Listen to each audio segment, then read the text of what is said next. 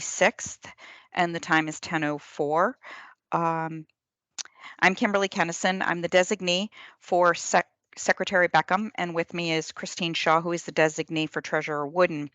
I'd like to welcome everyone here today, and we have a lot to cover today, so I would like to make sure that we are mindful of everyone's time and also try to stay on schedule and end this meeting by noon, as I do have a meeting that I do need to get to.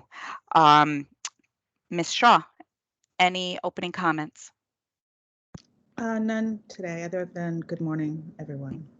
Good morning. All right, first item on the agenda is the approval of the minutes of June 30th, regular meeting. And if I could get a motion for approval. So moved. Second. I'm sorry, Stephen, thank you. Okay. That was Tom Hamilton moved. Oh, sorry, thank you. I seconded. Who took the motion? I put Stephen down as the motion. Was that accurate? I was looking down. I apologize unless I have that wrong. We had the motion from Tom and the second by Steve. Okay, it's the opposite. Thank you. All right. Any discussion? I hear none. All in favor say aye. Aye. I didn't. Aye. Looks like Mr. Hamilton is frozen at this moment. We might have to get that vote unless he can hear us. I know he's on mute. I think he had to leave. We will get his vote after Julian. There. Oh, he's back. Tom, we didn't get to. Back. Thank you. We didn't get to hear your vote. Were you in favor? I was in favor, yes. Thank you. Any opposed or abstentions? None. All right, the motion carries. The minutes have been approved. Thank you. The next item on the agenda is an update of the fiscal year 2021 audit. I do know that they are under contract with PFK O'Connors Davies, and if the city could please provide us with a verbal update on how that audit is going. I do know that there was a schedule to complete it under contract by October. Mayor Rossi, you or a representative? It's Scott Jackson. Hi, Mr. Jackson. We're working very closely with the auditors, doing our best to prioritize their requests for information. They are in about once a week to pull files and take them back to their shop. But so far it's working as well as can be expected under unusual circumstances for both the city and for the auditor. And we have not received any information that the timeline will be negatively impacted in any way. That being said, I think you all were notified by Julian that Moody's has a circuit breaker, that if an audit is not completed within a certain period of time, it automatically goes on watch. It's not a decision by the committee. It's an automatic effort, and so we're working with Moody's to try to identify any specific pieces of information, preliminary, unaudited, that we can use to address that situation and maintain the rating that we currently hold. Thank you for that update, Mr. Jackson. Any questions from the board members? Mr. Jackson, when do you expect kind of resolution of that outstanding question with Moody's?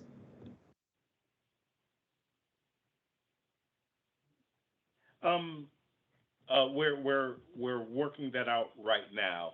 We have to understand a little bit more about the circuit breaker that they have in place, and if necessary, we are contemplating moving to a third rating agency to ensure that we have dual ratings.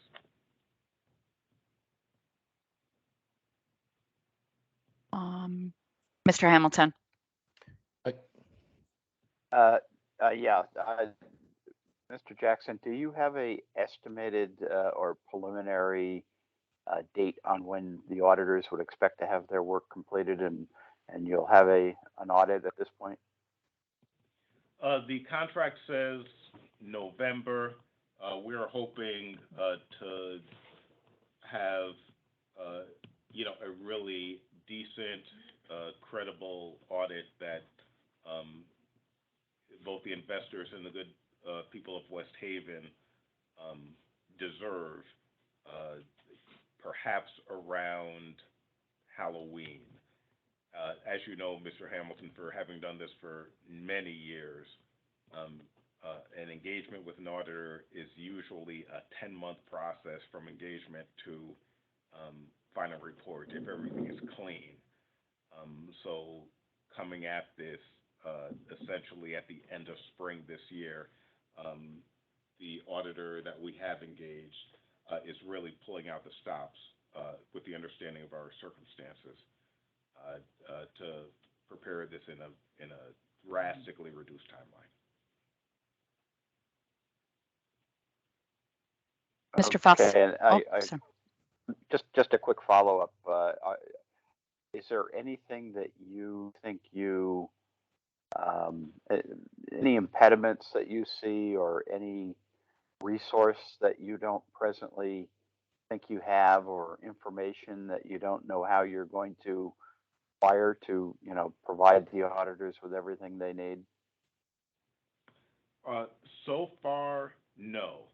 A real impediment and sort of the action team on this, where we drop everything when they make a request, is David Taylor and I. And so it's more a mechanical process of finding the information that has been requested. That's the biggest liability, but we drop everything when the auditors make a request. Okay, thank you. Mr. Falsigno. Yeah, I'm just kind of curious. You mentioned going to a second rating agency, and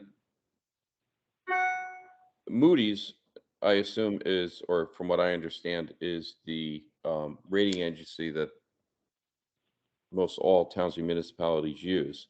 So just erring on the side of caution, assuming that you don't get a different result with a different agency, which you might not, and assuming that the audit takes longer and some of the issues with the audit stay in place, I assume that having a lower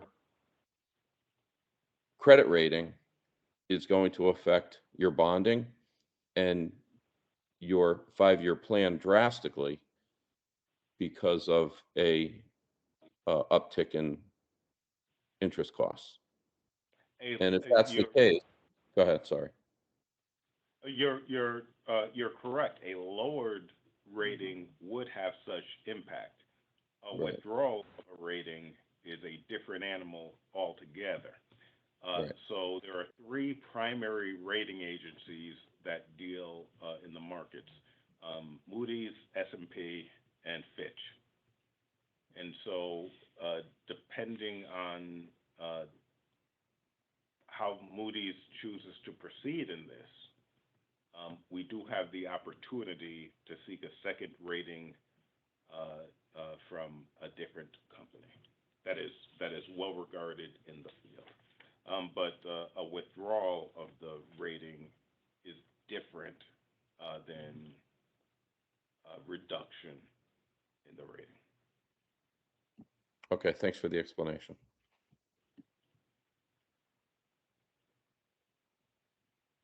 Mr. Hamilton, your hand's up. Do you have another question? Yeah, in a follow-up question on the rating issue, if I understood the email correctly, the rating from Moody's has not been withdrawn. You've just been put on a watch, a credit watch. Is that correct? That is correct. Okay, so you don't have any indication that they're going to lower the rating or withdraw the rating at this point, or you haven't received any communication to that effect. Is that accurate? That is accurate. We have a few weeks to try to work out with them any series of documents that may assist in them sort of holding the rating. I see. Okay. Because normally I wouldn't recommend trying to get a new rating, given, if you don't have an audit, you're late in getting your audit done, approaching a rating agency at that point may not be the best thing. But obviously, if your rating were to be withdrawn or lowered by Moody's, that's an entirely different story. But if you're just on credit watch, my inclination would be to, get your audit done and get whatever you need to do done to get off of credit watch as soon as possible, but to not necessarily seek a new rating from a different agency, until you get that audit done, because that certainly is, a late audit is always a red flag, and would be a concern to any of the rating agencies. So that's just my advice. No, and I appreciate that, Mr. Hamilton, given your experience in the field. That is well noted.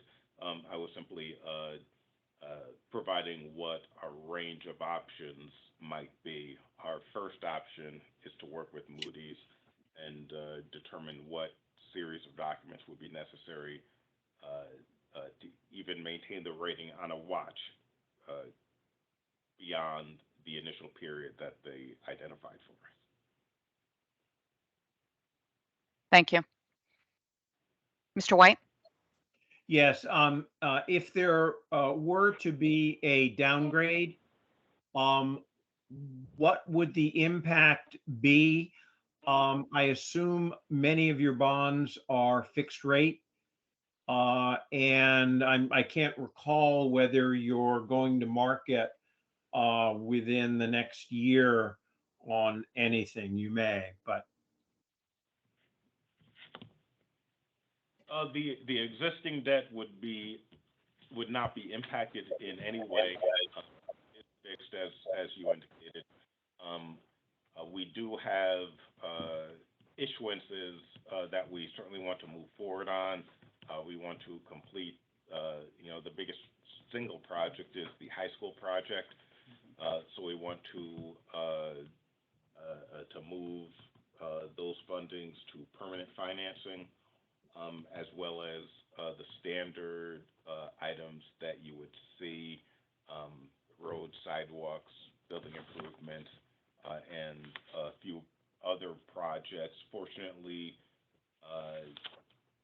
ARPA is available for a number of projects within our capital improvement plan, and so we want to aggressively move forward with that as well, but that does not impact the bonding schedule. Mr. Falsigno, another question? Yeah, I just going, just listening, and what I kind of wanted to state was I think you have to have some sort of game plan going forward, assuming that there is some sort of downgrade, and going to market for new bonds at a higher rate is going to cost you X amount of dollars. So I think one of the issues we've had in the past, and we've been talking about it for a couple of years, is that sometimes we kind of know what's coming, but we don't put a game plan into play to mitigate some of the possible issues. And I think we just have to, or the city of West Haven needs to think out front a little bit, and you have to take worst case and best case scenario and have a plan to combat whatever the results may be. Absolutely. We concur. Thank you. Mr. Hamilton? Just to weigh in one more time on this, the current rating for West Haven, is it BA1 or BA3? BA3 or BA2? I know it's or BAA, right? It's a BAA rating, but is it BAA 1, 2, or 3? You know what? I do not have that rating right in front of me, Mr. Hamilton. I can confirm that, but it is certainly BAA. Yeah, I mean, I would, you know, I guess I would kind of put a exclamation point on Mr. Falsigno's comments, because if you're at risk of dropping below investment grade or losing your rating, having it withdrawn, um, effectively you are either in the junk bond market or you're out of the market entirely, and then really you're in a whole different ball game. I mean, that in fact was the situation West Haven got into back in the early 90s when I was brought in as the finance director. There was the rating dropped below investment grade, and essentially the city had no market access, and the state stepped in with you know, the review board that was created at the time, and the state was actually backstopping those bonds.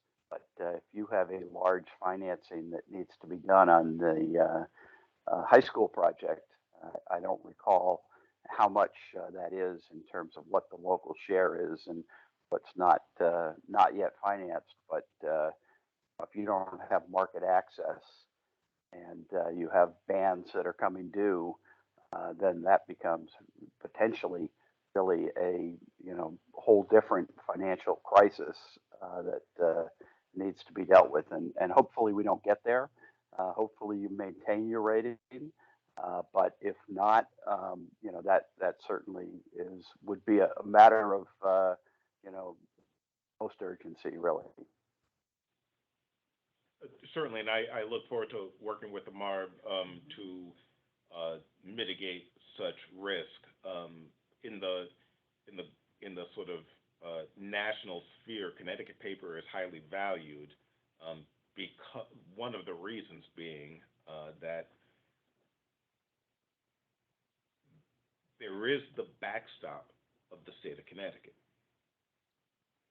So from a risk mitigation standpoint on the side of the investors, that typically helps municipalities, you know, be they AAA, be they BAA.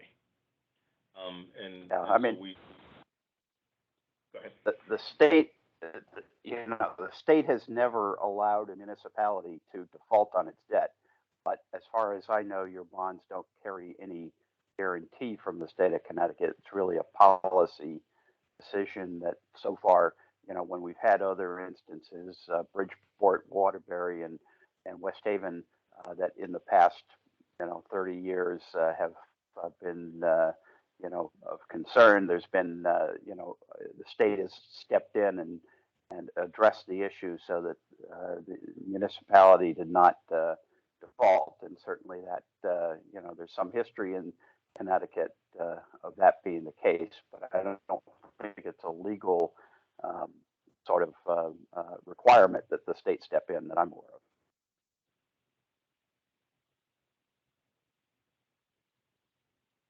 I agree.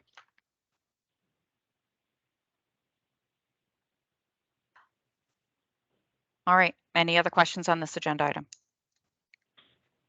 We will be looking to get updates on that. And I guess, Mr. Jackson, as you noted that this is the most important thing that goes with your audit, please make sure you have the resources to address this. Will do. Thank you very much for your time and your thoughts. Next item on the agenda is review and discussion and possible action of a labor contract. West Haven is brought forth today, professional firefighters, local 1198, and the contract is between the city and Allentown firefighters. The contract expired as of June 30th of 22. And a tentative agreement on this contract for a term of July 1, 22 through June 30th of 2025 is what's in front of us. And at a tier 4, the MARB has the authority to approve, reject the contract. If the MARB rejects the contract, there is a process for the parties to submit a modified agreement. If the MARB rejects the contract and the parties cannot reach a modified agreement, or if the MARB rejects the modified agreement, binding arbitration would be imposed. The subcommittee received a copy of this tentative agreement, fiscal analysis, some comparables with their meeting materials. This contract provides for a transition from the does provide for a transition to the high deductible health plan to this health plan to the state partnership plan. Our understanding is that a separate MOU is being prepared that will establish the date of the transition, since July 1st transition is not feasible. That MOU is expected to be included in the packet that goes forth into the full MARB in September. The city can provide us with an overview of this contract, or if their labor attorney is with us. Hi, Ms. Kennison. Thanks for having me. It's Chris Hodgson from Bertram Moses. Hi, Chris. Good morning. Good morning. Thanks for having me. The contract provides for two main items: that a 2.5% general wage increase for 3 years, which we thought was fair considering they had only, in the last 5 years, they've only received a 1% general wage increase. It keeps them competitive with surrounding communities. In addition, they've agreed to transition to the state partnership plan, this is the last city bargaining unit not to be in the partnership plan. The date we want to switch has been kind of a moving target. We were thinking January 1. In talking with the union, they really hope we can do it October 1, which really benefits all parties. They save money. The city saves money if we can do it earlier. Pam Alvino believes she can start the transition and let Anthem know for October 1, and that it's doable, and that would be contingent on the full MARB passing the contract on September 8. So that's our tentative date now, with January 1 as the fallback. The other items were we increased the paramedic certification and EMT certifications. The cost is $5,200 a year. Increased the uniform allowance for another $4,100 a year, and the training costs went up $1,400. The last item is on the partnership premium share from the employees, that it will be the same this year at 13%, and then go up 1% next year to 14.5% for fiscal year 25 to 14.5. I'd be happy to answer any questions.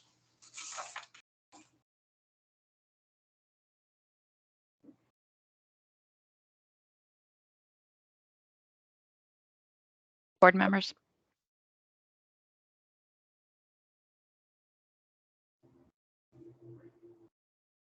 My question is with the, if you're going to follow up with an MOU after the fact, are you stating that that will be a separate agreement that will come forth when we get to the MARB, and or is that's not included in the tentative agreement right now? It's still under negotiation? Is that what I'm hearing? I believe we've agreed on a draft. We just haven't signed it. It would modify the tentative agreement to change the effective date of the state partnership plan to October 1. And we agreed if there were pre-scheduled medical appointments or out of the ordinary emergency room visits that exceeded the 3 months of the HSA contribution the city would make, that we would, with documentation, reimburse the firefighter. I think it's pretty limited in scope, but they were concerned about that with their health savings account, they're only going to have a prorated contribution from the city, and they're worried about being out of pocket. But I think we can deal with that. It's a short period of time. And we're talking about 15 members in the plan. 15 or 18? There's 18 in the unit, but I think the number I heard was 15 actually take insurance. Oh, okay. Sorry. Thank you for that understanding. Oh, you're welcome. Thank you.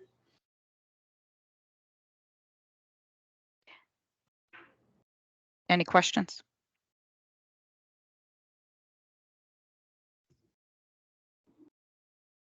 Kim, Yes. more of a process question. Sometimes when we come and deal with these labor contracts, I'm, I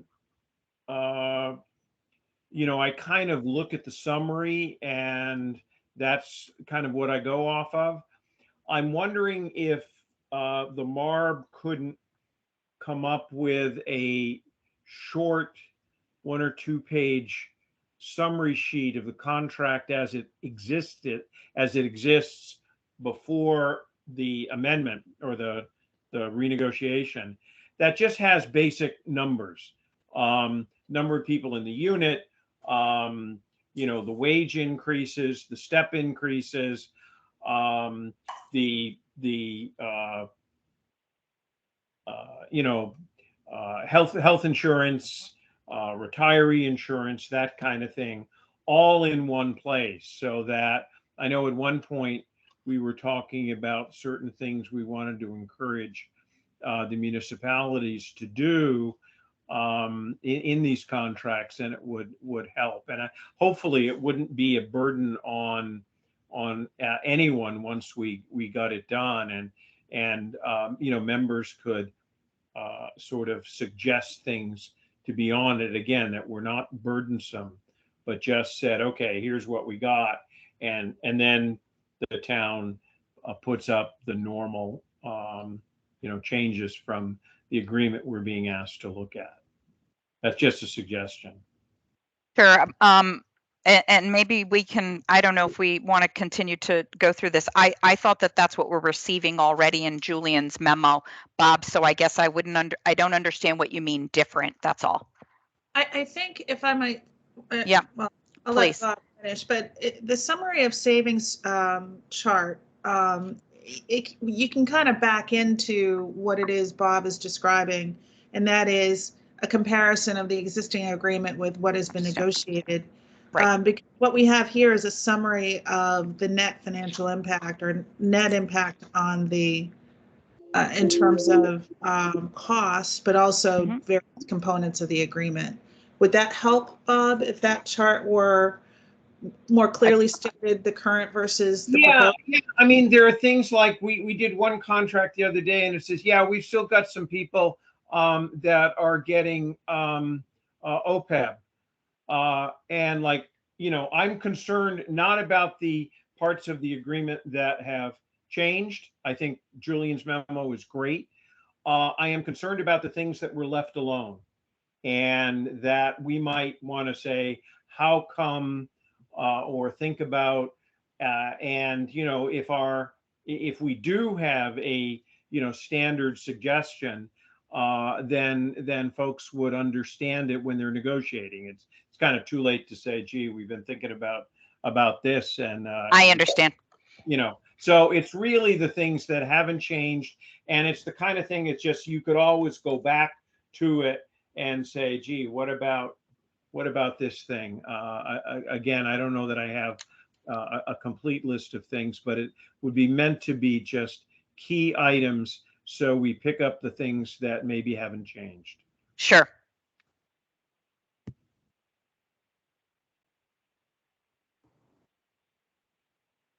Any other questions? Yeah, Kim, Pat Egan. Yes, Pat. I have a question regarding I know there was a notation at the bottom of the summary sheet regarding the, I guess, $10,000 COVID bonus or hazard bonus or whatever it was called. Why is that before us? Why is that not part of this agreement?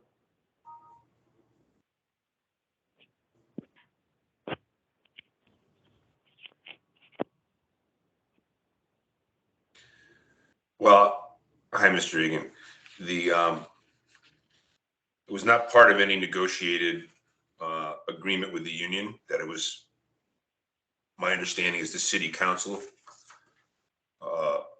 made that announcement following a vote that their intent was to provide this bonus to frontline personnel and somewhat mirrors the police.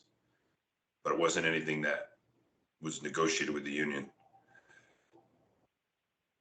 All right, so I guess my follow-up to that is, so this is unlike,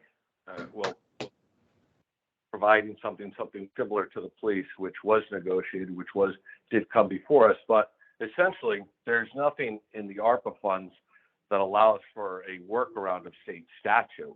Any wage increase or decrease, right? Wages are mandatory subjects of bargaining. The council, the mayor, the fire chief wouldn't have a unilateral right to increase any type of compensation, regardless of where the revenue source is, without bargaining under MARB. Has there been a change in the law? Well, not with respect to MIRA. I suppose in some instance, you let the union know they're voting on a bonus, and then they agree to give them a bonus, which does not increase their pay. I assume that the unions wouldn't object to that. In terms of the MARB oversight, I assume you would have oversight over a bonus of that sort. Right. So I think when we look at this, I think that really has to, one, be put forward to the union to take action on, but it has to come before us the same way any other compensation to a unionized municipal employee would come before us. Right. It's basically, would be no different than cutting their pay, adding it, cutting it. It doesn't matter. It's a mandatory subject to bargaining. The source of the revenue is not relevant to the statutory obligations. Yeah, I just don't know how your body and the city have treated the ARPA funds, whether the MARB has been reviewing those expenditures. So that's all I would have to add there. Yeah, I'm not getting into necessarily how the city spent its ARPA funds. What I'm getting into is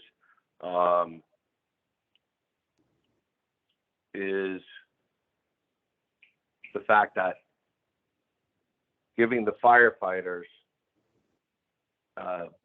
whatever you want to call it, hazard pay, longevity increase, 1 year longevity bonus, whatever it is, all falls under mandatory subjects of bargaining. I guess similar to what was done with the police, even though that was set as a wage, and then it was going to be a continued wage, but even if it was not, that was properly before us, regardless of the funding source. So this would need to come before us. I'm not going to have, and I'm not assuming the firefighters union is going to say no to it, because why would they? But we can't have, workarounds or an avoidance. I'm not saying that's your position, Chris, but when it comes to compensation for unionized employees that are the Municipal Employees Relations Act, just because they're coming under ARPA funds. I mean, if I gave a $20 million donation to the city and the city thought it was a nice thing to give everybody a one-time, whatever you want to call a bonus, that would still have to be bargained. It'd still have to get legislative body approval, which means it would have to get approval by this board.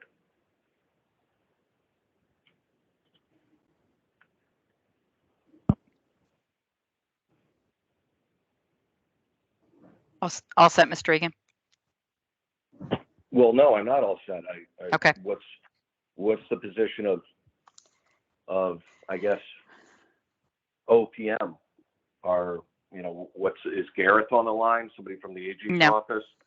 I don't know. We would probably have to take that question back today. I don't think we have legal representation today. But I do think that your question is valid.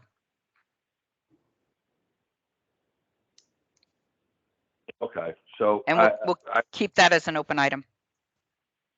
So my position would be, I just think then the contract itself is maybe prematurely before us,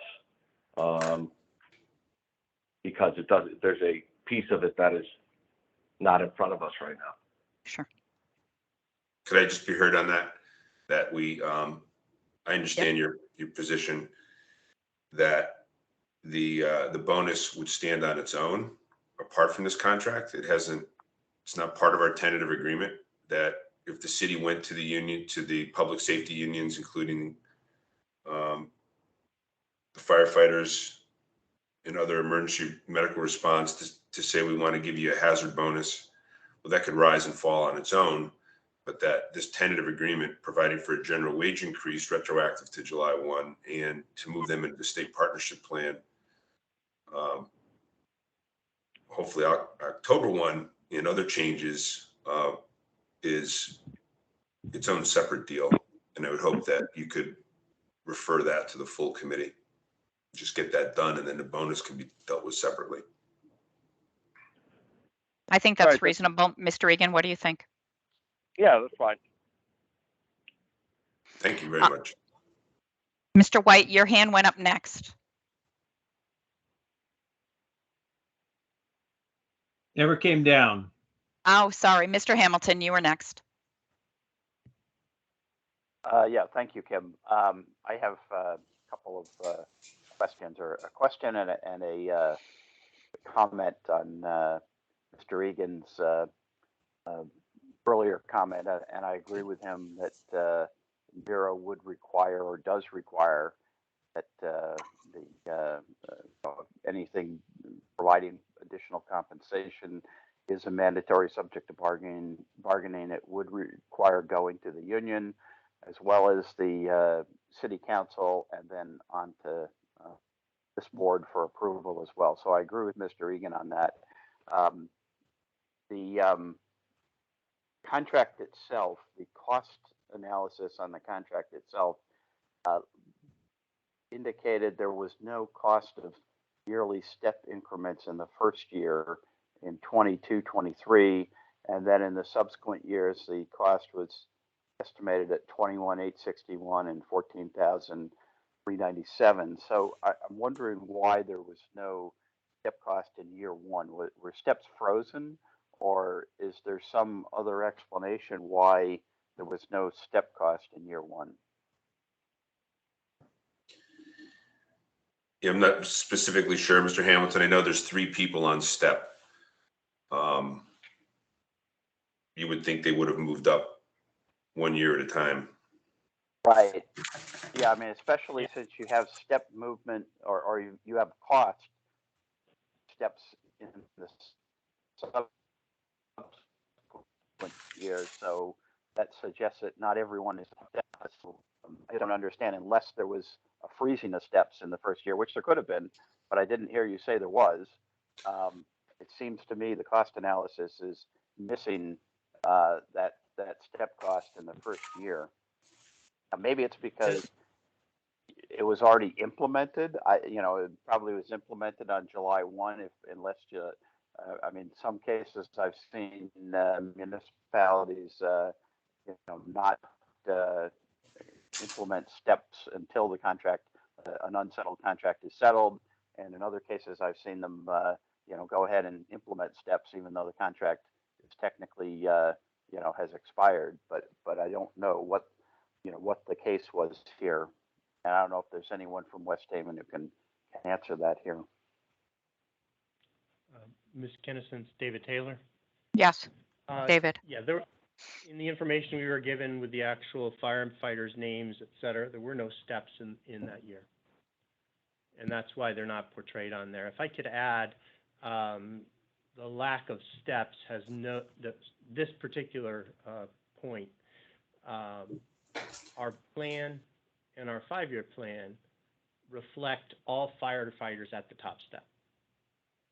So regardless of how it shakes out and what the impact of a contract is, which is very important on its own, there is no impact to the 5-year plan with that not being enumerated here. Okay, but I'm still confused, because unless you added new steps to the contract that don't take effect until 23, 24, or you froze steps for 22, 23, it wouldn't make sense that you'd have no step cost in the first year, but you'd have step cost in the second and third years. So I'm still confused as to exactly what happened here. If I could, the top step in this particular situation is known as FFA, Firefighter Step A. In the analysis, there is one firefighter at FFB2, and all other firefighters are at FFA. Therefore, all but one person is at the top step of the ladder in FY23 as of the beginning of the year. There'd be no steps for them. The one person who is in there as at a lower station does not reach his anniversary date before the end of the fiscal year. So therefore, he does not step until the succeeding year. The remaining positions that are receiving steps in fiscal 24 are open as of this date. Julian, I see your hand up too. Okay. I think so. I think I understand. So you're saying those are currently open positions, and that's why there's no step increase current year. Yes, in a nutshell, you've got it. And that there's one individual that qualifies, but based on their anniversary date does not qualify until the second year. Got it. Is that no? Okay. Don't say got it. I want you to confirm that. Yes, I'm sorry. I was meaning you got it.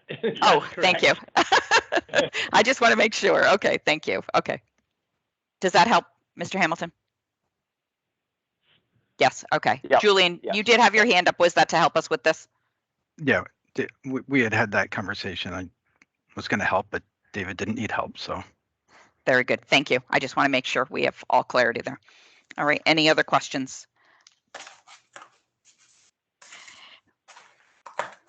So if we get to the bottom of the overall impact of the 5-year, it is showing that there is no cost. It would be a savings in the overall between the healthcare, making that change, and the changes that you're looking to make in the healthcare. When we look at your analysis, is it starting effective October, or is this starting effective January?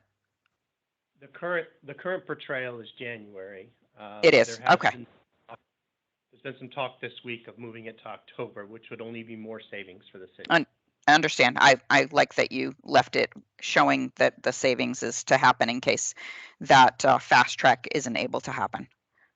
Mm-hmm. So right now it's effective January of 2023. Correct? Yes. Oh, yes, correct. Okay. Thank you. No other questions?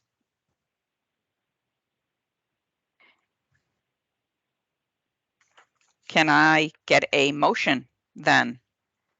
Or is there, if there's no other discussion?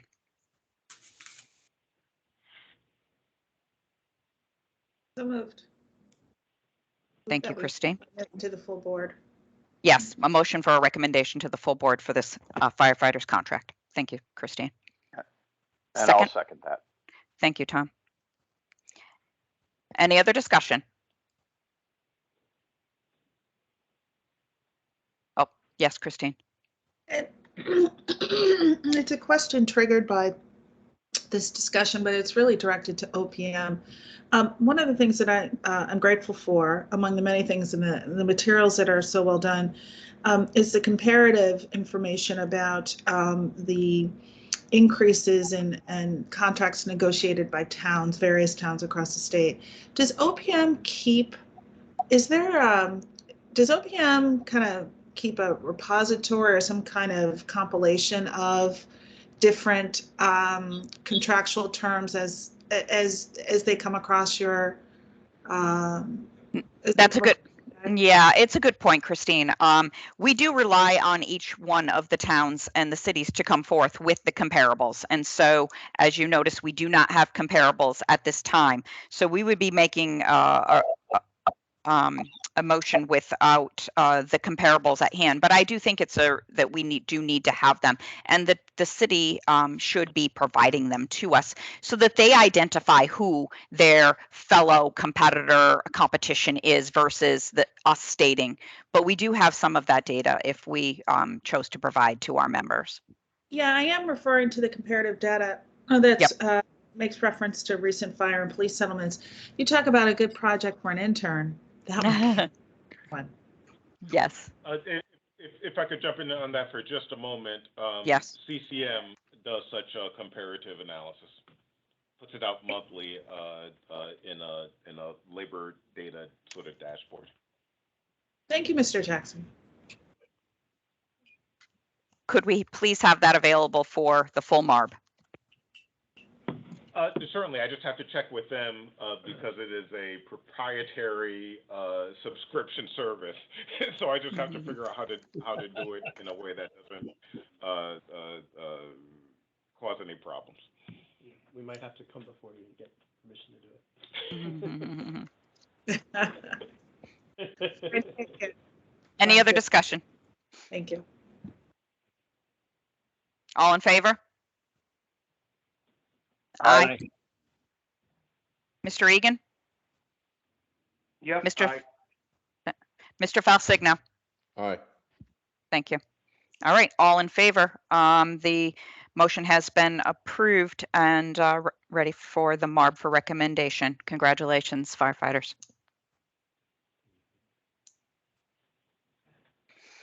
The next item on the agenda is the Board of Education non-certified local 2706. The Board of Education has reached a tentative agreement with their non-certified employees. The contract is has expired on June 30th of 22, and a tentative agreement with the terms to begin on July 1st of 22 through June 30th of 2026. The Board of Ed has provided us supporting documentation, including a cost analysis and comparatives. The Board of Ed is on the call to provide an overview. I hope. Yep, no, I'm here. Can you hear me, Kim? Yes, who's this? This is Neil Cavallaro, and I'm here with Matt. Hi, Neil. Hi, Matt. So, we think this is a really fair deal. You know, the general wage increase is in grades 2% each year for 4 years. But I think the thing that we want to stress is that these guys have, I don't want to say taken it on the chin, but they haven't received a raise in about 3 years. Even going back to a prior contract, there were a couple of freezes in there. And if you see the comparatives, you know, we're probably on the low side, and the towns you have are neighboring communities as well as those in our DIRG. So we think it's a really fair contract. The cost share is going up. You know, we're trying to get it up to at least 20%, you know, over time. This contract will take it up to 18.5%. You know, which, you know, given the way the partnership plan has increased, could cost the employee some money over the next couple of years. Other than that, again, you can see that we cap vacation time for new employees at 4 weeks. They currently you can max out at 5 now, you know, specific hours, that would be the other one I wanted to point out. My concern was we wanted the employees to be available and open the school buildings when we need them to be available. So we wanted to have that flexibility, you know, depending on summer hours or school hours or vacation hours. So that's a good thing for us. Matt, anything else that we wanted? One of the other things which is going to save us some money down the road is the retiree medicals. New hirees will pay the same cost share for pre-65 coverage as active employees, which is good because right now, what do they currently get? It's currently free. Yeah, it's currently free. So that'll be a big savings down the road. It won't save us money right away. So those are the highlights of the contract.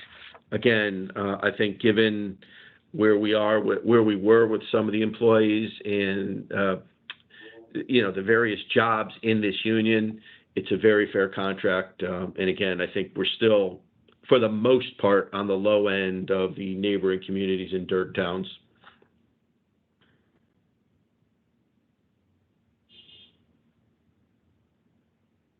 Any questions for the members? They've already moved to the partnership. Yes.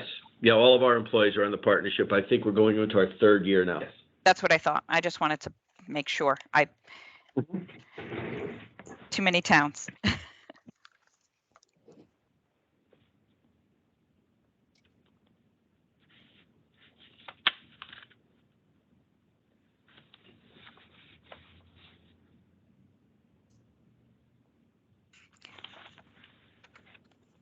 I'm just doing a quick look back.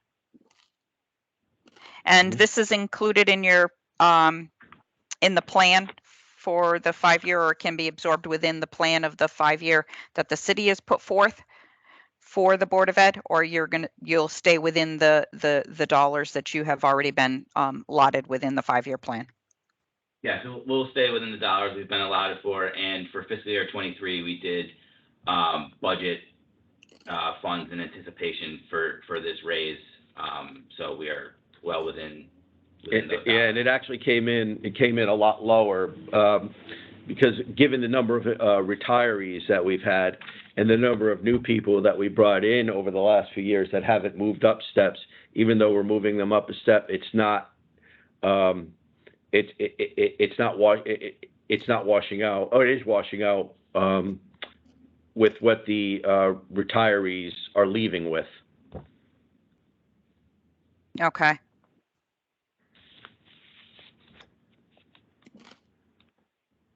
Mr. Hamilton, I'm sorry, I had my head down and didn't pay attention. Yeah, thank you. How many members are in this bargaining group? I didn't see that. It's around 100, Tom, but it encompasses everything from cooks to custodial to general maintenance and tradesmen, and clerks and secretaries as well. We've actually lost positions over the last several years as well. So it was a 2% general wage increase plus steps. The or 202,000 cost for 22, 23, and then the 147 subsequent year. That includes both the 2% wage increase plus steps, or is that just the 2%? That is all inclusive, step and 2%. Okay, good. Okay, thank you.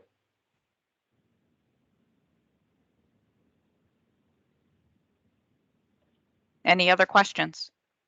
How long did they go without raises? If you look on the summary sheet, it says during the last contract, employees received just 1% increase over 3 years and no step movement. So if you were hired 3 years ago, you're still on step 1. But even prior to that, the previous contract, I think there was only one raise, which was similar. So I believe the previous contract ended with 2 zeros as well. So you're talking in the last 5 years, they've gotten a 1% raise with no step movement.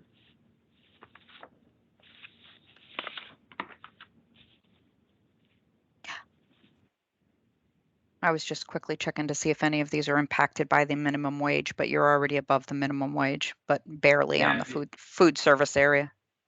Yeah, you'll see in the food service salary scales that that some of the positions start at step 7. That's just to ensure that we're above minimum wage. Okay.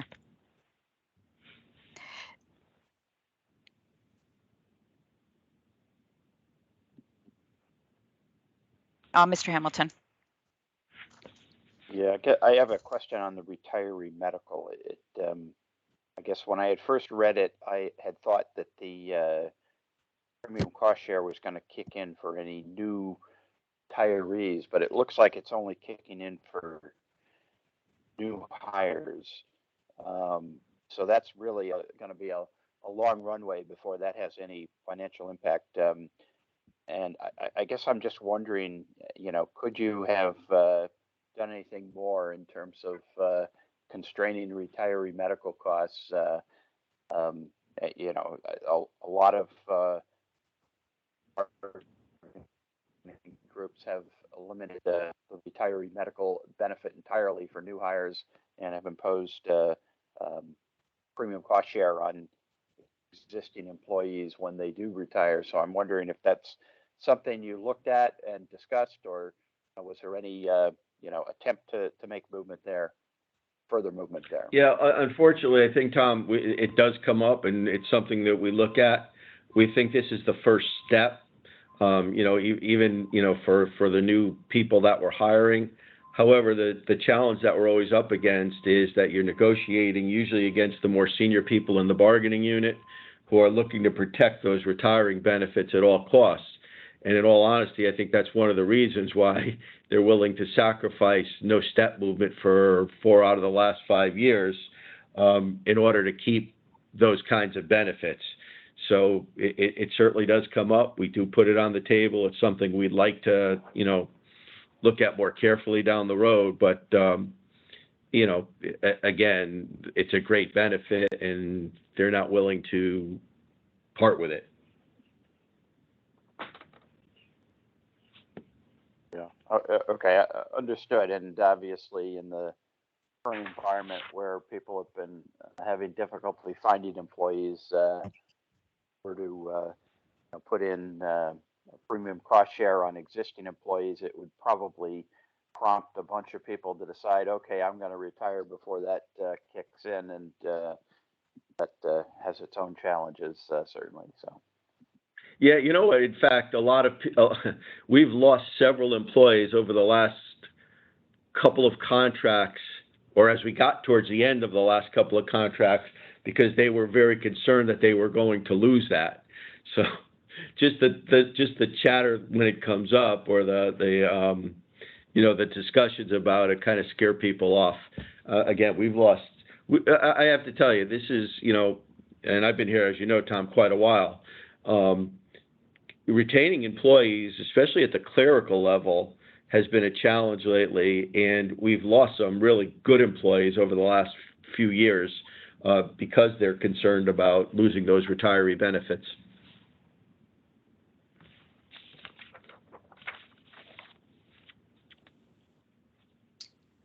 I'd like to ask about the Article 11 of the contract and the provisions as they relate to stipends.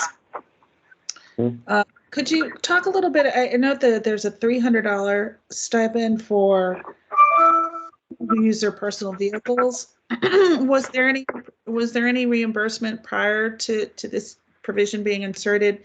And also, just I'd be interested to know a little bit more about the stipend for maintenance helpers. What kinds of expenses that's intended to address?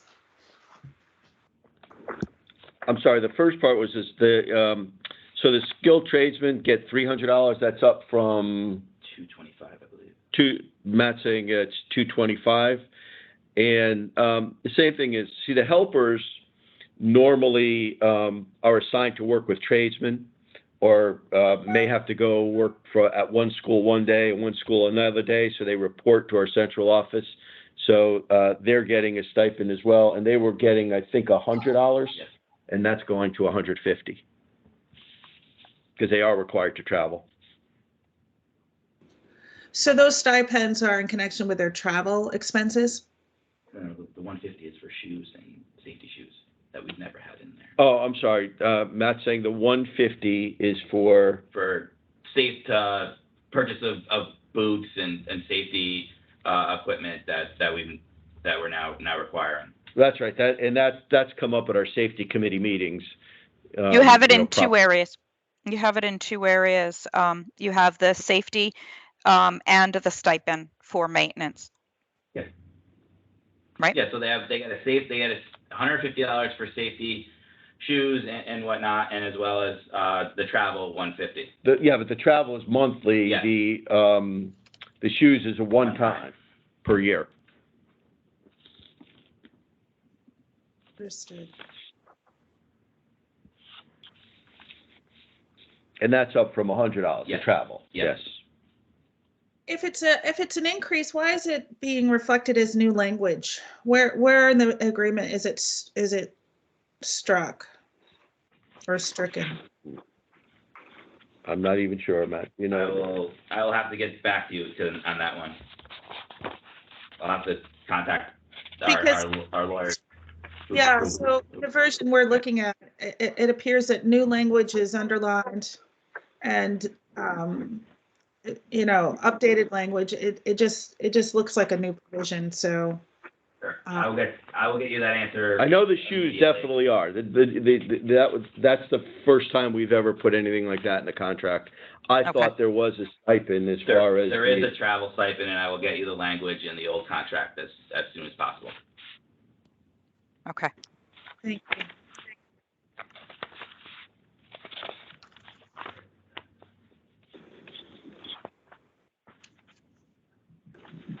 Any other discussion? Julian, any questions?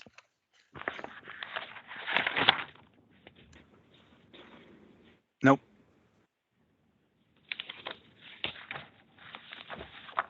Can I get a motion for approval for recommendation of this contract to be recommended to the full MARB? So moved. Second. Thank you. Thank you. Any other discussion?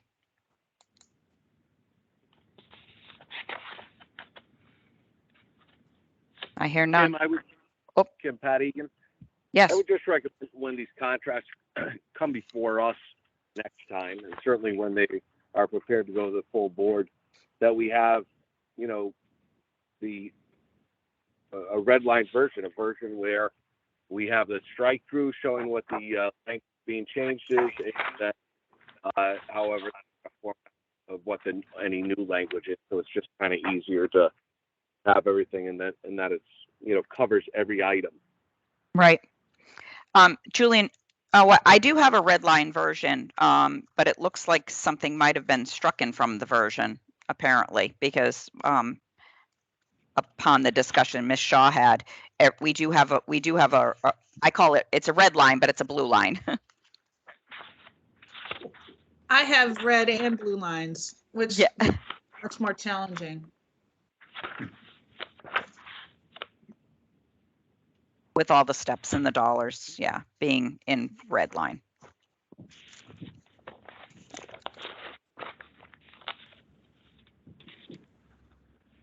Yeah, we would want to make sure that we have the complete. So some kind of error occurred. Understood. We'll get it corrected right away. Thank you. Any other discussion?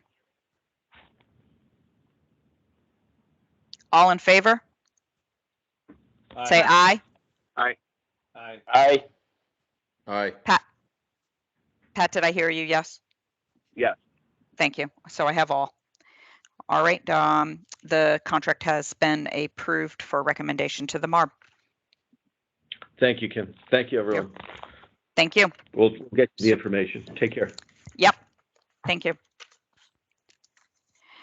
Next item on the agenda is review and discussion and possible action of a 5-year plan. The city has updated their 5-year plan based on the feedback that they have received from us at a prior meetings, and the subcommittee asked for the city to reconsider whether it would include the havens and their grand list assumptions. They've been asked to smooth out their mill rate increases over the 5 years. They were asked to accelerate the pay down of the municipal restructuring funds and to smooth that out rather than put it in all out years. And they were also asked to set higher targets for their fund balance within the 5-year plan period. The city, I'm going to look to you to provide us with an update on the modifications that you have made and walk us through that, please. Sure. I did provide a PowerPoint. I didn't know, Julian, are you able to share that, or should I just speak to it? No, can we share it? Yeah, Or just no? I thought I had it in my folder, so I'm trying to locate it right now. That's okay. Take your time. I'm shuffling my papers and putting and getting ready for the next for this item as well. We can wait for you. Unless you have it handy and can pop it up, but it doesn't look like you do. Well, I can.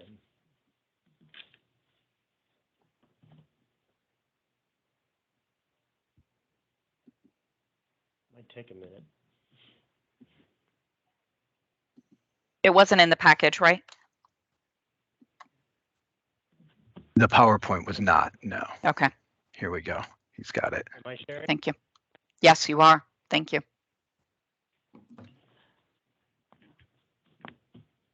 All right. So looking for my page down key.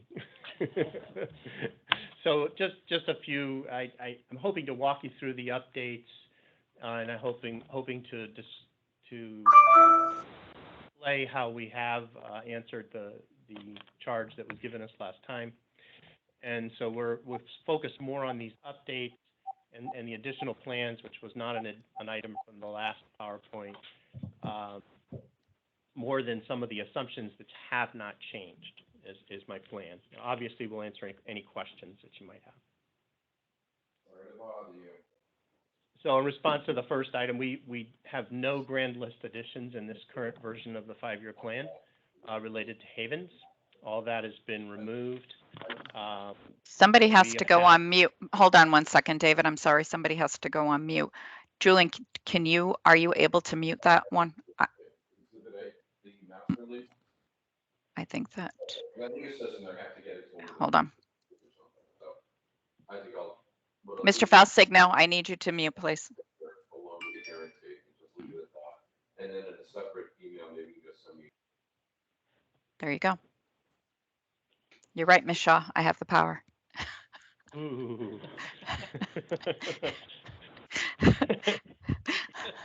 So additionally, the 5-year plan has a $2.9 million repayment and $1 million left for FY28. That is a $500,000 increase from the last iteration. We've also listened and flattened out the mill rate increases to 3% per year, except for in fiscal 25, when we would plan to come to the MARB and ask to be allowed to increase to 4.3%. And, the two pressing needs in that year will be Board of Education costs that have been asked for, as well as the police department's salary. The approved increases from this year will have to start to come out of the general fund in that year.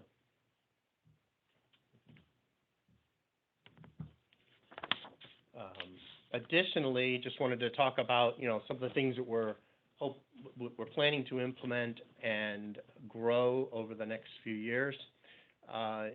Is continue to focus on growing our fund balance, looking to the Government Finance Officers Association, which, ranges from, say, 12 to 15 to 16%, depending on which version you're looking at. But, our goal would be to get to eventually 2 months over the next, over the following 4 years after this 5-year plan. We are also putting in place enhanced fiscal control and accountability. Some of the things have been discussed previously, but putting the hard stop on POs that would overspend a budget is going to be implemented. We're waiting at this point until we have proper training, and that is scheduled for September. So not too long thereafter, we should be able to put that in place. We're also looking to enhance our budgeting techniques. Started writing that, working on, based on the experiences of various people within and without this department, how we might tighten the budgeting process and allow for more interaction and accountability. And then enhanced monitoring and communication with shareholders, with stakeholders, which would include monthly reviews, discussion of items that are over budget on a year-to-date basis, 58% of the year, 78% spent, et cetera. How do we get there? We're also looking into what cost savings improvements, projects we can get into. My thought is to first focus on recurring expenses. It seems that, things like energy, telephone, copiers, sometimes we get into oh, that's what it costs kind of mentality, and that's what we need, and looking at needs as well as competitive bids on those. There are also process improvements, and we talked a little bit about purchasing, putting the hard stop in place. We're also wanting to look at the entire purchase to payment cycle to make sure that it's working efficiently and prevents abuse. And then the other thing is the budget, and I've already mentioned that. And I put the ... there because I believe that process improvements are continuous, and nothing should be left unturned. Revenue assumptions, this page, there's just a highlight of the changes. The 3% per year and then 4.3% are reflected here. We are increasing taxes 4.9 mils in 4 years. The previous iteration was 4 mils in 4 years. Following page, it demonstrates no change to the assumptions with the exception of all the zeros on the Haven project line.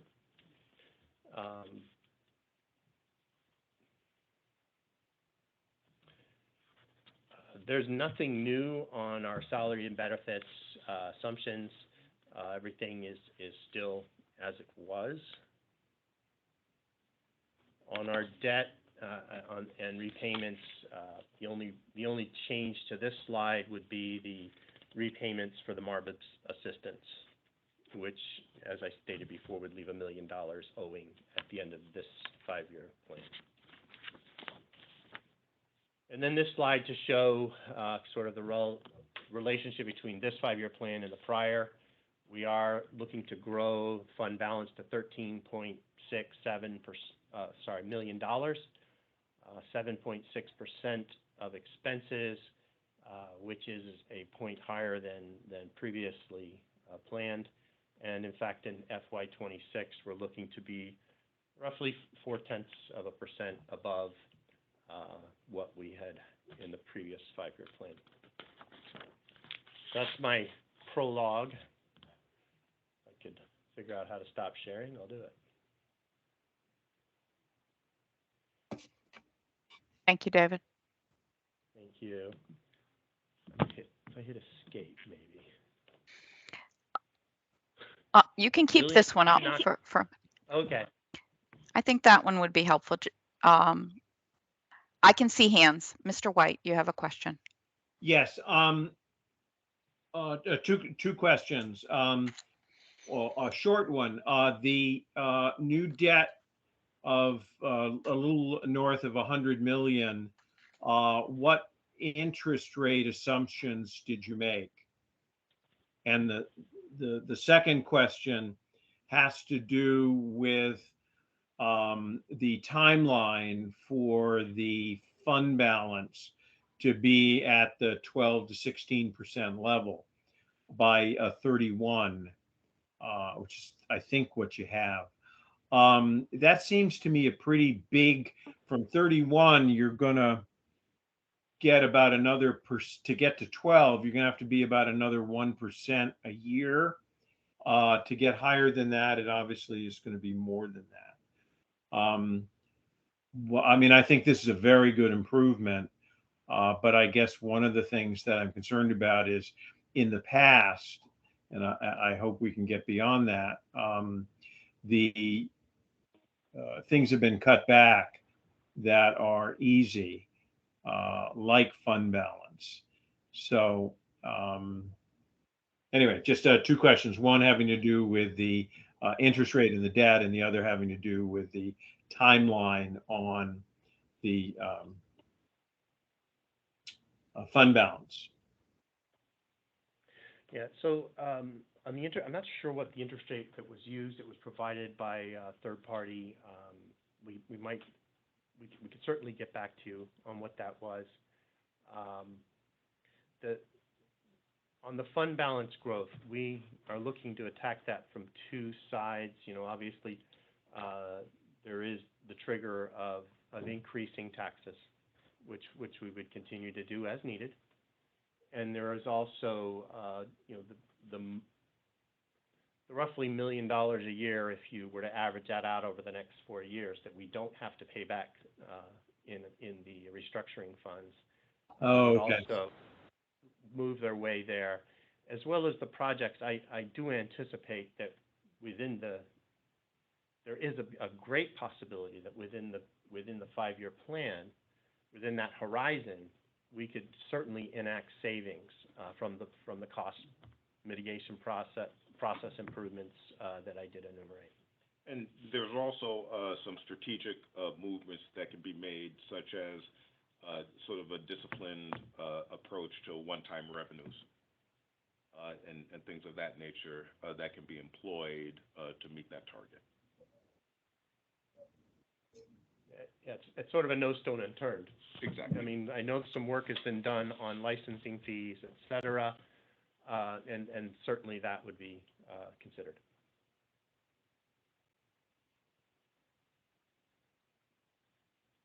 Mr. White, do you have another question or the same? No, I got my two Okay. in. Mr. Taylor, you're going to come forth and find out, or Mr. Jackson, what the interest rates are that you're including in the 5-year plan that was provided to you from the third party. Yes, we'll hopefully have something, if not by close of business today, then shortly thereafter. Thank you.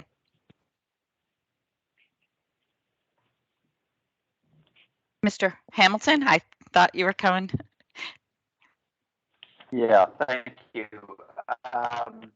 One of the things I want to make sure, and I'm not sure we can flesh it out right now, but perhaps Julian can look into this, and maybe our folks from West Haven can comment. But one of the ways, one of the important elements of any financial plan and any budget is using conservative assumptions on the revenue side of the ledger, as well as really the expenditure side of the ledger. So to the extent they can, David or Mr. Jackson, can you comment on areas on both the revenue side and the expenditure side where you think you've built in some elements of conservative budgeting practice? So I'm looking for things like,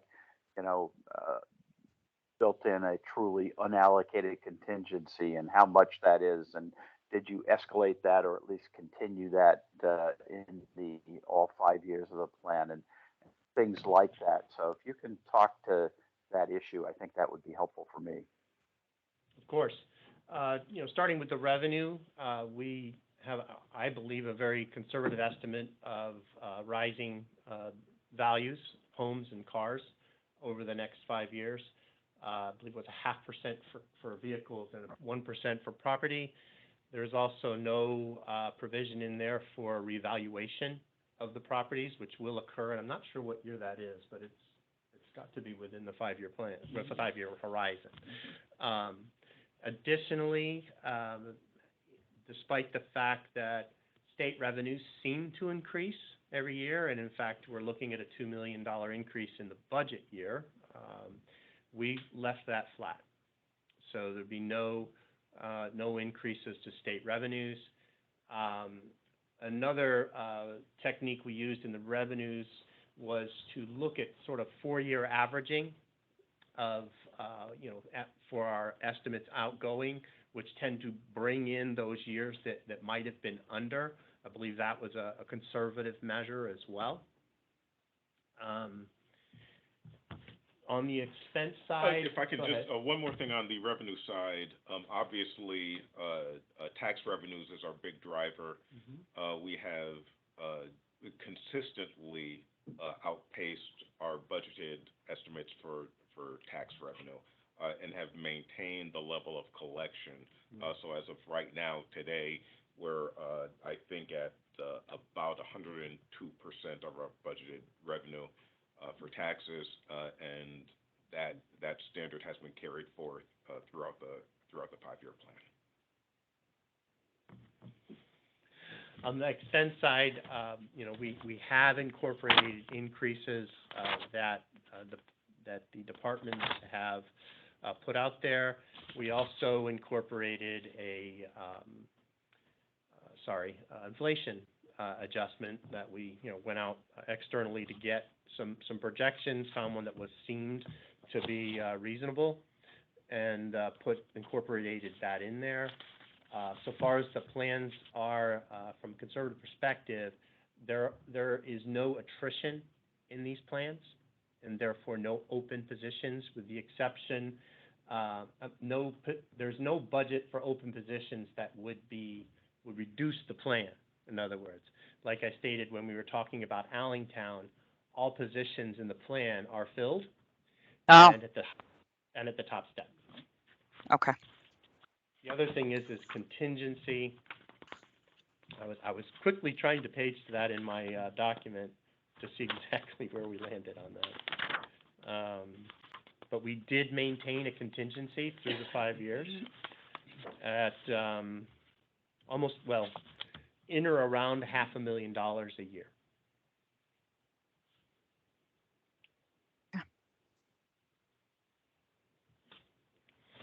I think that was your question.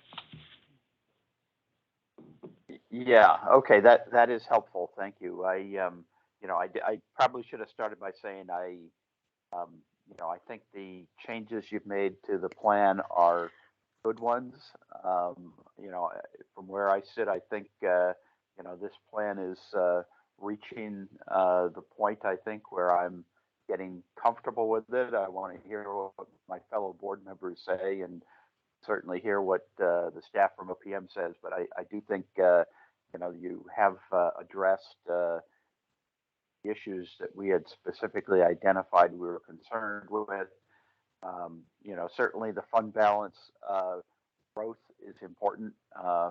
Ideally you could grow it even more quickly, although some of that perhaps will be built in or baked in as if in fact the plan is relatively conservative and you perform in terms of revenue and don't exceed your budget on the expense side or come in a bit under your budget on the expense side, that will obviously then drop the fund balance as well. So hopeful that your fund balance will grow a bit larger than you're projecting here ultimately. So I'm pretty happy with the changes I've seen, but again, I'm anxious to hear the comments from our other board members.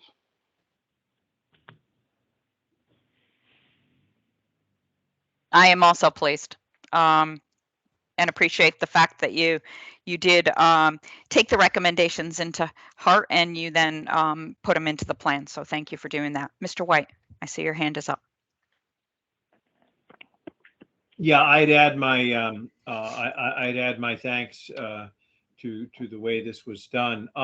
One question, and I've looked back at some notes, but can you refresh our recollection as to why the mill rate dropped by three mills from 21 to 22? Because I noticed that you're not back at that level until 26. So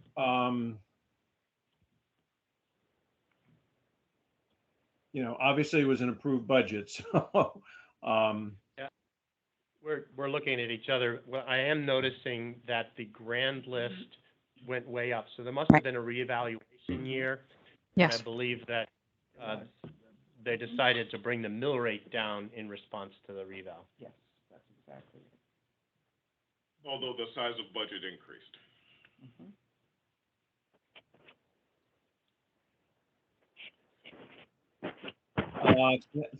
Thank you. And the what about the inflation, at least for the next year or two, inflation estimates? I mean, conservative, middle of the road, who knows? We have some dice that we use. No, just kidding. We turn to the Towards the IMF. best practice. Yeah.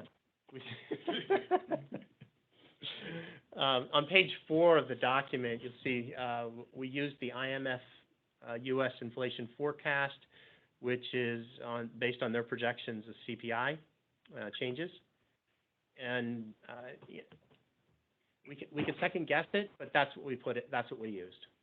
It was the one. Yeah. So in 2023, you baked in 2.9, and 2024 2.3, 25 2, and 26 2.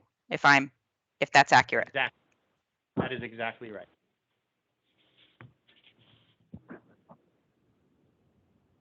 Yes, Mr. White.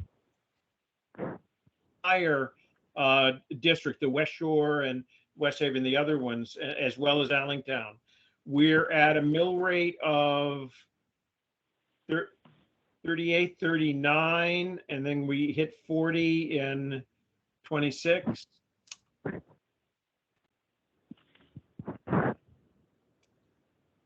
That was a question. I was just ballparking. Okay.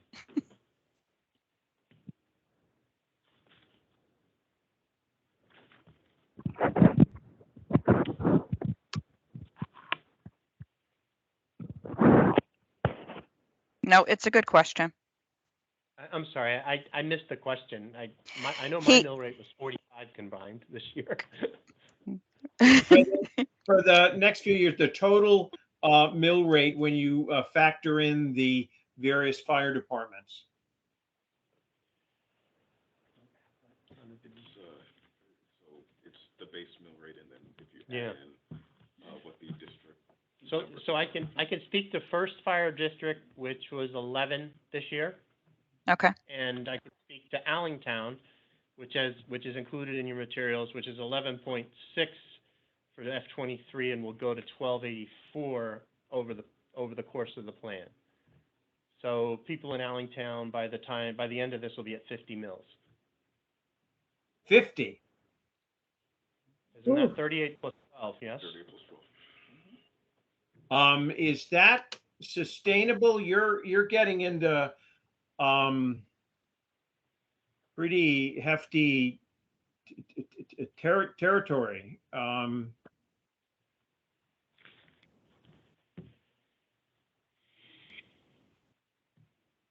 mean, I hate to have you reach out to Bridgeport for help. I mean, that's really high. I mean, we're at 45 now.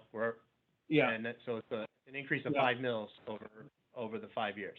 Yeah, I think we ought to talk a little more at a subsequent meeting. And again, I know this is out of your bailiwick, so I appreciate that. But we've got to see what we can do to get down the fire. And we may have done this before, but I know I left somewhat unsatisfied of comparable expenditures of similarly situated communities We have. on fire. And I know there was some discussion about the appropriate comparison so that it's apples to apples, but it seems like something that we really need.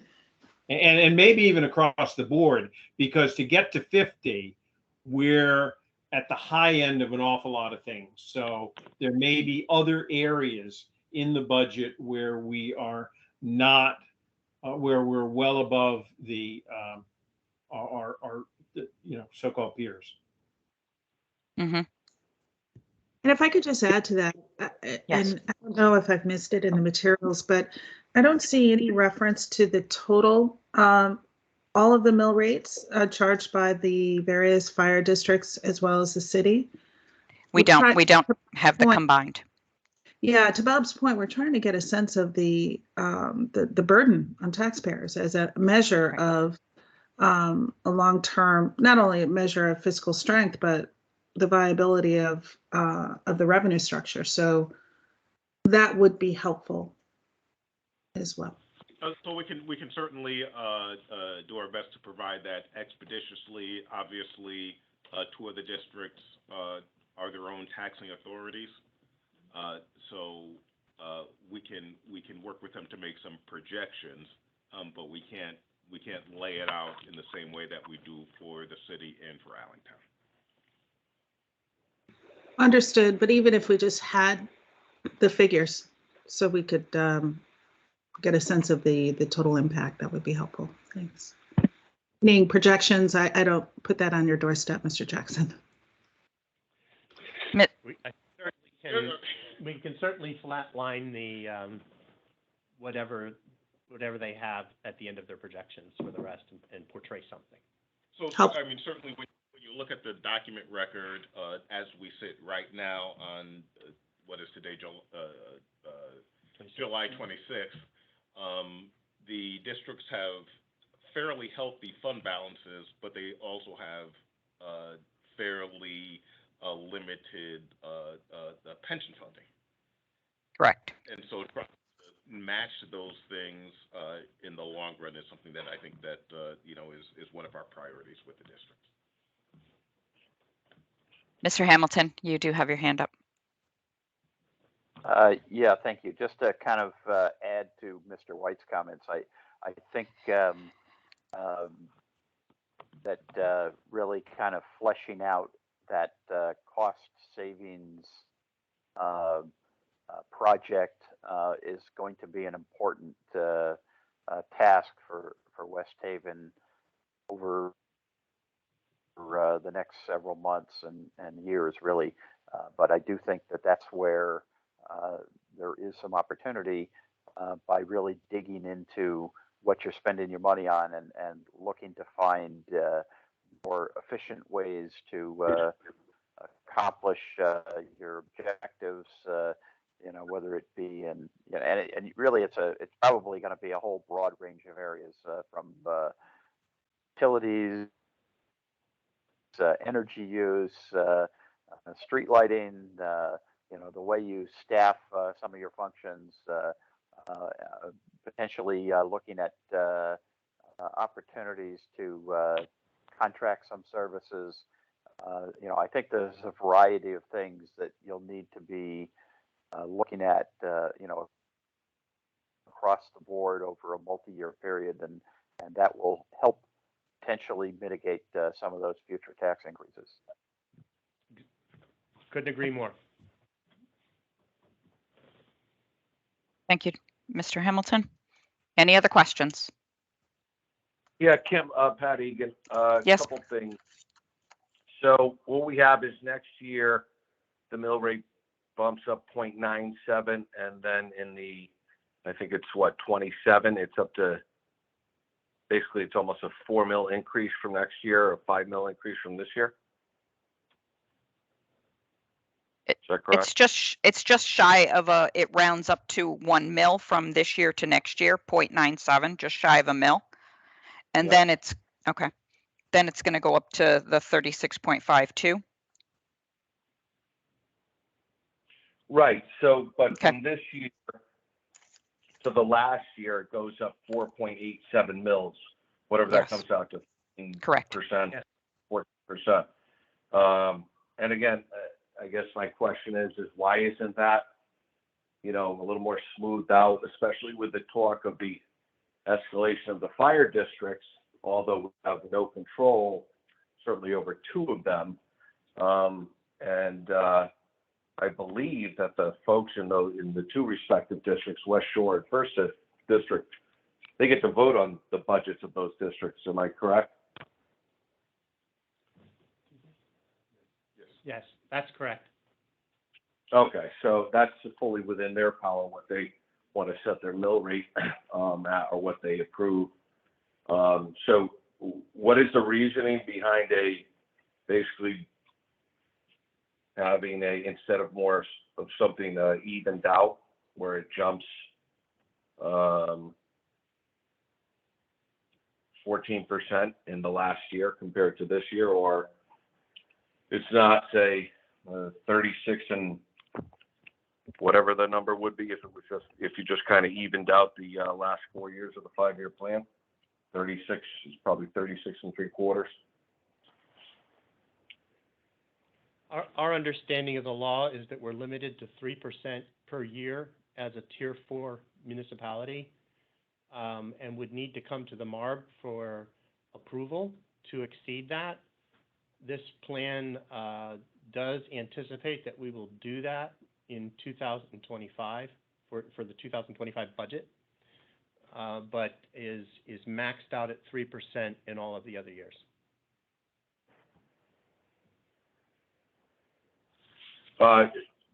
Right, but you're before the MARB, so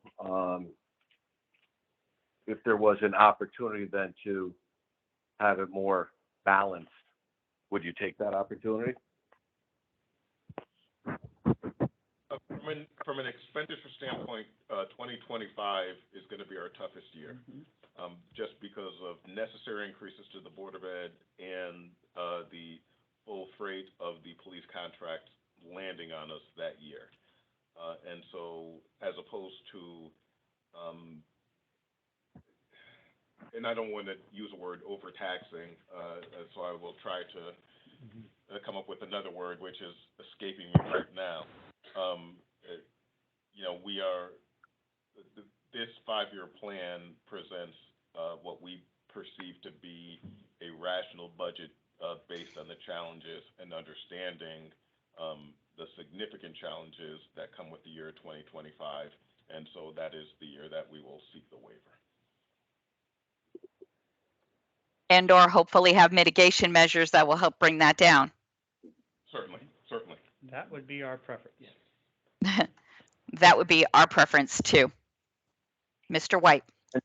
Yeah, I think it's. I still have a question. Oh, I'm sorry, I'm sorry. Thank you. Just a question with regard to the audit that we don't have before, which I think is significant in voting on anything. It was certainly significant for voting for the budget, but for whatever time constraints were before us. What's the timeline on when the audit's going to be completed? In November. The contract says November of this year. We are hopeful to have at least a really good working document by Halloween.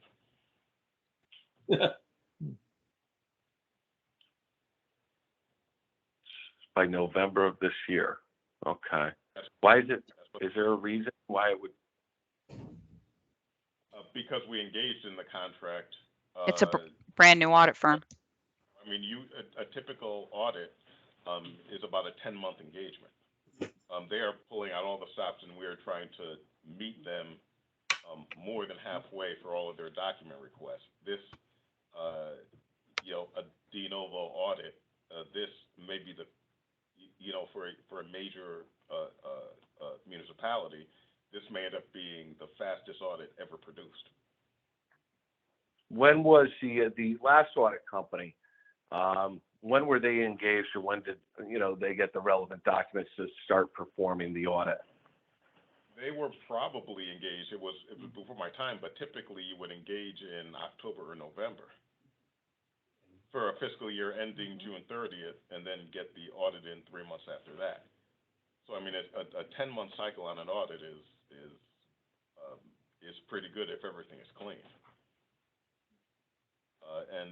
I know, my friends at OPM, and I used to work in IGP. I would deliver, sort of blanket authorizations for an audit to go through January through February, and then in March I would start to ask questions. Correct.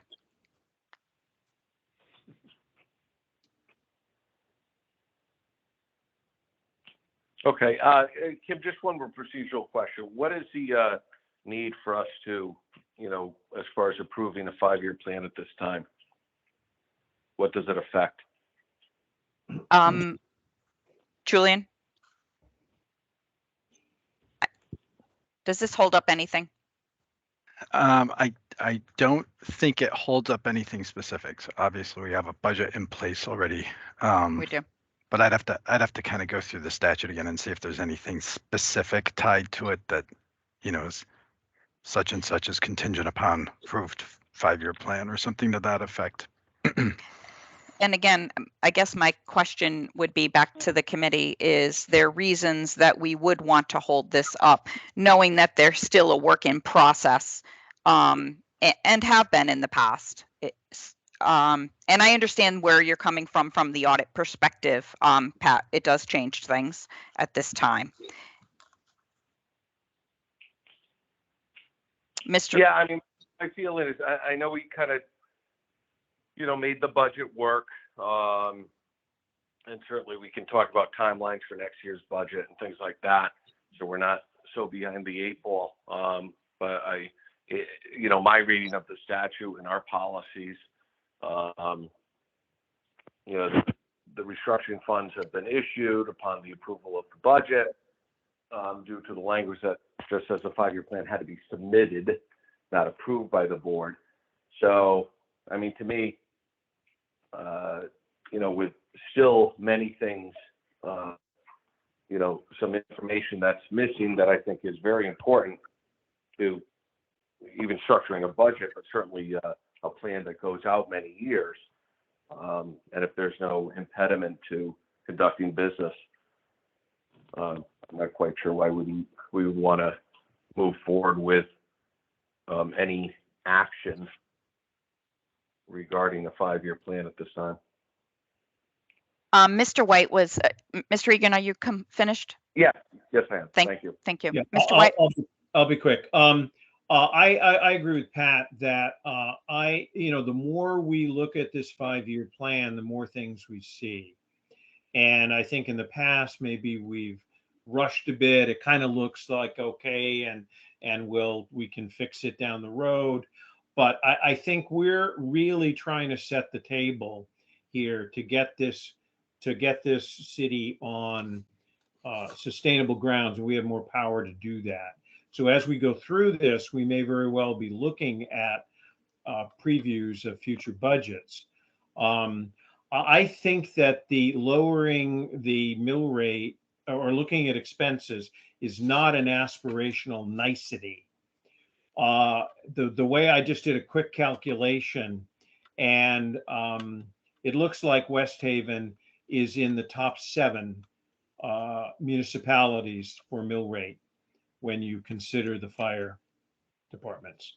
I may have missed other people that do it differently too, but that is huge, and it's not sustainable. And I would, and with the notion of it going even higher in 25, we're in an unsustainable situation. So that mill rate has to come down.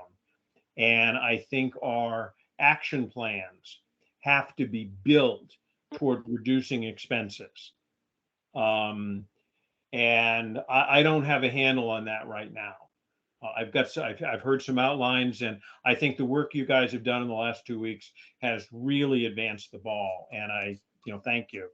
But we got a lot of work to do, and I don't want to let go of this 5-year plan for a while until we do get a handle on it, so it informs our action plans. So done. I apologize. I don't know who was next, but Christine, go ahead, Ms. Shaw. So I agree that that the plan before us and the refinements that the city has made, really do reflect that they've heeded some of the many comments that members of this subcommittee and full board have directed to the city. So I appreciate that. These 5-year plans represent the best thinking at a moment in time, based on the information we have, and we know that with the city of West Haven, it's not the same river twice, as they say. There's always some new information, like the implications of the withdrawal of Moody's rating. So my question directed to Mr. Jackson or anyone from the city who can answer it. I understand that the debt service assumptions and according to our summary, assume new bond issuance in each of the next 5 years. I'd like to understand what, and it's a fairly significant expense line item for debt service. How much of that is for existing debt, paying the debt service on existing debt, and how much is for new issuance in each of those years? If you don't have the answer today, you know, a general discussion of that soon would be helpful. And also would like to get a better sense of, you know, and I think the point has been made, the question has been posed. What is the alternative available to the city if it does not have access to the capital markets? To what extent will that impact the assumptions about grand list growth and other aspects of this 5-year plan, which could be impacted by that rating agency action? Well, thank you, Shaw. So there are a lot of bogeys in this field right now. It's not the least significant being actions by the Fed, you know, which could potentially, you know, raise interest rates by, you know, 50 to 75 basis points in short order. So we do plan to have shortly, typically we bond in the autumn. So we do have to size that out and measure those risks with our financial team over the next couple of weeks. So I do think that I'm not sure if there's a subcommittee meeting in August, but certainly by September we will have done our best to calculate those risks and be able to report such back to you. Okay. Christine, anything else?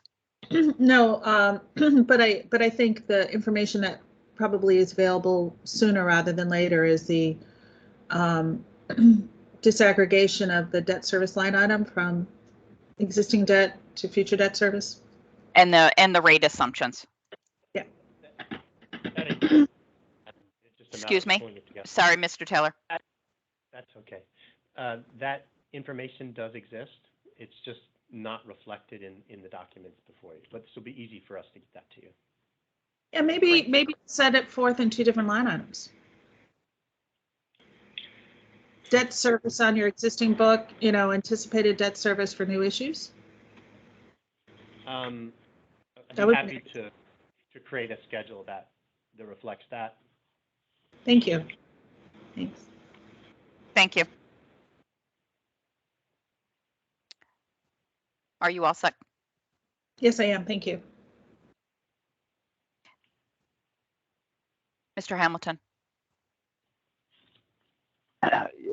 Yeah, thank you. I just wanted to weigh in on this issue, and certainly my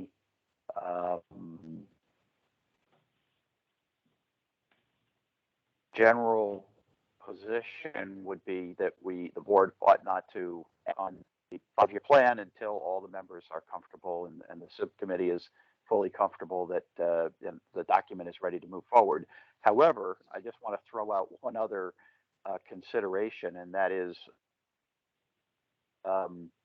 whether or not an action by the MARB to delay voting on this, whether or not that will have any negative impact on rating agency considerations. So I would not want to put West Haven in a position where you know, they you know, do something that results in a withdrawal of a rating or a downgrade because the plan has not been adopted. So perhaps that's something that the OPM staff could look into. But again, assuming it doesn't have any, we don't believe it would have any immediate rating implications, I would generally support you know, giving it as much time as we need to make sure that we feel all the bases are covered. And I do agree, as indicated earlier, that fleshing out the cost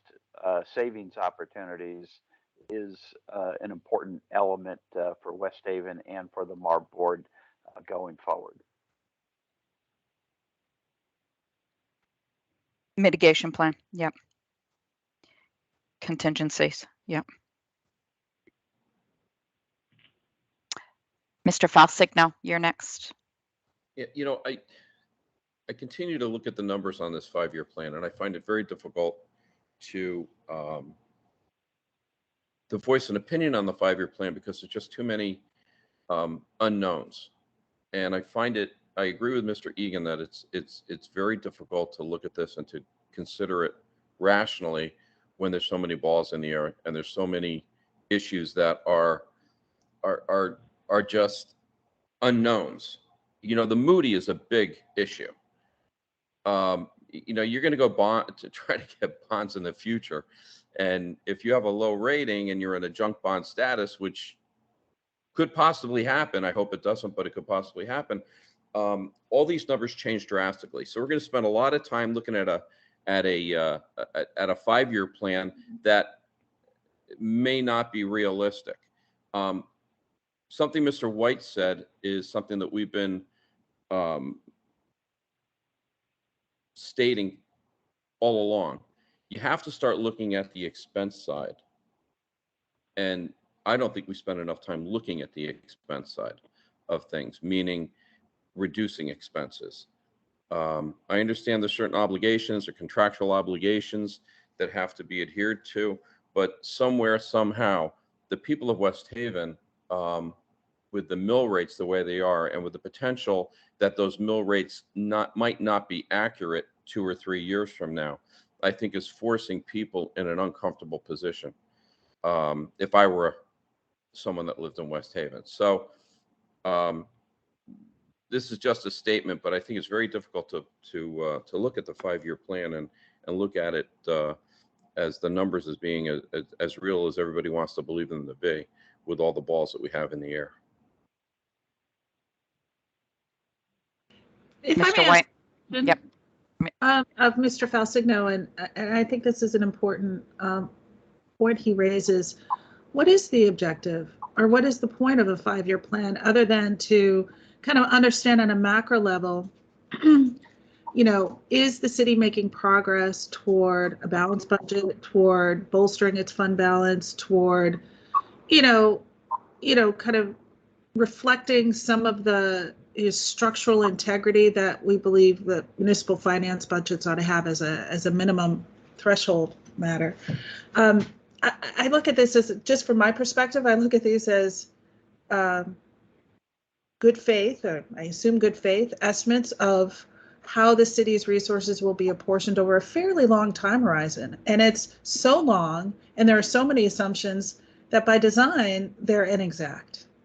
So I do rely on this subcommittee's ability to continually examine that document, to push on issues related to expenditures, I don't think it's we approve it and then we have nothing more to say on the matter.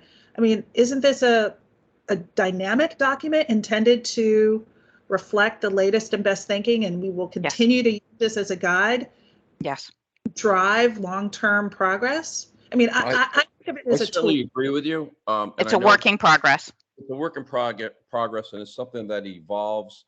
It evolves month by month, and we realize that. The Moody's issue seems to really stick in the back of my mind, where that's something that I would like to have a little bit more direction on, because I think that's a substantial change if it's a negative result. And looking at some of the events that have taken place over the last year or 2 years since I've been involved in West Haven is my, and I hate to say it's my assumption that we might not get a great result or a change. And then that 5-year plan changes drastically. And I just don't want to play catch up. We always seem to be playing catch up. So I guess maybe that's the statement I should have led with is I don't really want to play catch up. So it's hard for me to look at the 5-year plan and have material changes that are on the near horizon, and look at this as a breathing, living document that someone can depend on even in the short term. Is that fair? Yeah, that was really for my own benefit, Mr. Felsigno. I think it is, from time to time, I know questions have been raised about what is the scope of this oversight under a Tier 4 paradigm? How is it that we enhance our oversight? And I want to make clear that from my perspective, the 5-year plan is a very important and useful tool to dialogue with the city on an ongoing basis on very specific metrics which impact on the long-term health of the city. And so in my mind, whether we say we approve it today, to Mr. Hamilton's point, I think we ought to be mindful of the implications of the procedural posture we take with respect to this 5-year plan. But I also want to telegraph to the city very clearly, you have to continue to work on this. There's a lot of work to be done. To Mr. White's point, there's a lot here that really needs to be scrubbed. We need to pull the lid off. And that's what we endeavor to do line by line. And I think that we can do that even as we have in the past, with the city, with a 5-year plan in play, knowing that the out years were also assumptions that would change accordingly. We've had those same assumptions in prior 5-year plans. So if you look at the short term, knowing that the further out years need a lot more work, and that's the reason for the mitigation measures and the other, contingency should those be needed. Never taking your eye off the ball. That's what we've done, and we have made progress with this board over the last. Well, I've been on it since 2019. I do think that their financials have made progress. Now, other things have occurred during this time, and that's what's put us to this situation. But I do think that even if it's not a perfect plan at this very moment, is it a decent plan in the next few years, knowing that there is additional work to happen in the out years? The 2025 is definitely a year for us to get our eyes on, because that one has a 1.5 mil increase, is my thoughts. And Mr. White. And I want to be cognitive of the time. We are at 12 o'clock, and if we're not going to vote on this, we can always move on it and have further discussion. Oh, we can't hear you, Mr. White, at all. I didn't cause that. Probably for you're about I to. did not do that. I did not do that. At least give me 2 minutes before you do that. I am going to be a bit contrarian. I think the 5-year plan is incredibly important as a planning tool. I agree. No, please let me finish. Okay. I know things change. This is not very good in the short term. We have not done a very good job in 5-year plans going forward. Okay. Look what we did in increasing the fund balance goals. We should have done that a long time ago. The mill rate issues have been there for a long time. Have we done anything? Have we said, let's start doing efficiencies? No, not to any degree. So let us spend the time, even if it's a couple of months, to say, okay, the 5-year plan isn't the thing we revisit from time to time. It's the goals we put in and strategies to get where we want to get to. Okay. So if we say we want to see an energy plan, we want to see how you're reducing, we want to see how you get that mill rate down to 45 in 25, or whatever the goal is, and say, tell me how you get there. Okay. And we write it down on a list. We're very good at lists. And then there's going to be a report on that list, not on the 5-year plan, but on the list. And I understand. If we can portray this very positively to the rating agencies, in terms of what we're doing. It's not that we lack confidence in the city necessarily. It's that we've upped the ante. We've upped the goals in a way that they should look at. But I do not want, oh, let's check this off the list so we don't have, we'll revisit it. We won't revisit. You don't revisit a 5-year plan, except maybe yearly. What you do revisit is how are we doing on the strategies to get to where we want to go. As Christine said quite rightly, what are the goals of this plan? And what I hear is the goal is to get a fund balance to like 12% by 31, and we haven't heard a mill rate goal. I mean, I guess we have them there, which is to keep the mill rate at 50. I'm saying I think we ought to kick that can and say, is that the best we can do? And then how do you reduce we've targeted expenses, and we say, okay, what expenses are to be reduced? How? What are the steps to get there? And once we're through with that, okay, things will change, but you have the framework in place that we can monitor. And we have not spent the time to date, I submit, in doing that job. And I think we can do it in the next couple of months. While we've made progress, I mean, I think too often we make the city makes progress, and we go, oh my God, we're better than we were yesterday. Well, we were in a pretty dark place when this thing started. So let's not be too self-congratulatory. This, under our watch, this city went to tier 4. Okay, so let's up it. I think the last couple of meetings have been very positive. Let's keep it going and set up the plan that we monitor. This is what tier 4 is about. Thank you. Understand. Sorry. And Mr. White, I do want to make a comment on that. We did have them build deficiencies in the past. In fact, Michael Malone did a lot of work in that area for us. So we probably just need to bring up those items and start to take a look at the dollar values and re-looking at those measures that were already discussed. Despite that, we're at a 51 mill rate. I'm not looking to argue with you, Mr. White. I'm looking to build a plan. Okay. Mr. Hamilton. Yeah, I just want to add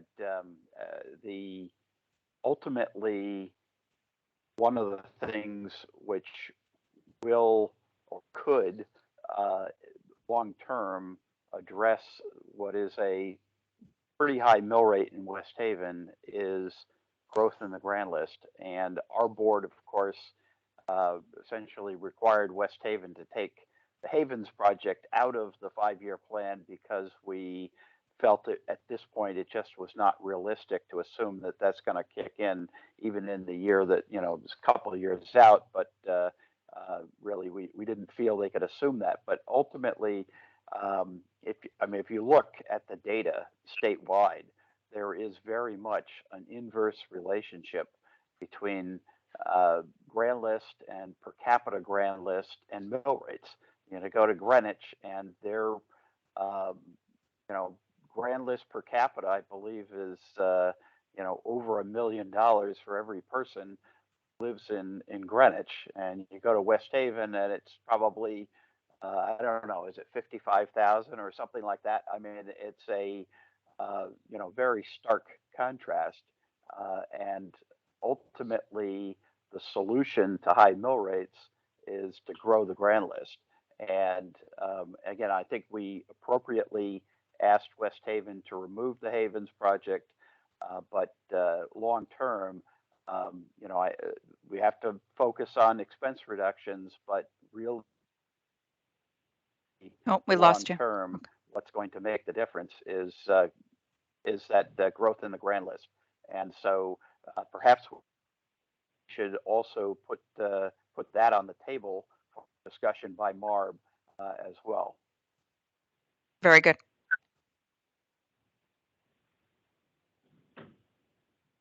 Any other comments on the 5-year plan? So as a procedural matter, Ms. Kennison, where does the 5-year plan stand? Are we I think we are going to ask the city to come back with some additional measures and have them bring forth some efficiencies. Some of that work was done in the past. Ask them to take a look at the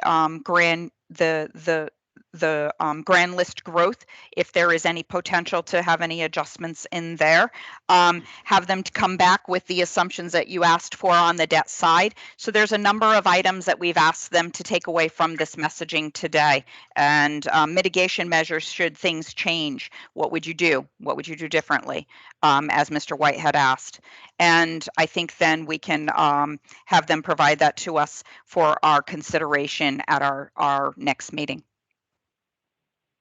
And is it the thinking of this committee that if that information comes forth and we're satisfied with the responses, that there would be a recommendation to the full board for acceptance? That's, I think, our goal. Okay. Is to move forward with getting a plan that is solid, that everybody is comfortable with, that we can recommend to the full board, and have a guide and a financial plan for all of us. Does anybody feel differently? I'm not going to go on, but I do. I think you're underestimating the work that needs to be done. And much of the work that needs to be done is from the MARB, not from the city. But I do like your initial set, and I do agree that that is the goal, is eventually let's put those in. And it may not be perfect, but what I'm really looking for is measurable steps to get where they want to do, whether it's grand list growth, which I absolutely agree with Tom, expense reduction. I think that's the tick list I'm looking for. We get the tick list, I'm ready to approve the 5-year plan. But that's what I'm referring to. It's not just getting information and say, yeah, that seems reasonable. I think we've got to be a little more proactive. This is tier 4. Yeah, I agree with Bob. I still have a concern about the not having an audit in front of us, and since there is no real reason to have to push through, a 5-year plan just to do it, I don't see what the what the rush is. We've kind of engaged in that practice on 5-year plans and budgets, and it's been, I think, unhealthy over time to continue to do that. This 5-year plan is, I think, a little anemic for many reasons, but the audit is an important part of it. And the whole issue of the audit not going forward, because there was another audit going forward and whatnot. I mean, we've gotten audits late before. There's so many that just by process doesn't give me confidence that that things are being done. And certainly, I think our scrutiny leaves a lot to be desired. I think it would be helpful if we ask for the adjustments. We had 4 adjustments that came out of the last meeting that we had. We have a number that came out from today. And if any others from the MARB would like to have included, that we do that, so that this way we get the outcomes that we're looking for the next meeting, or sooner.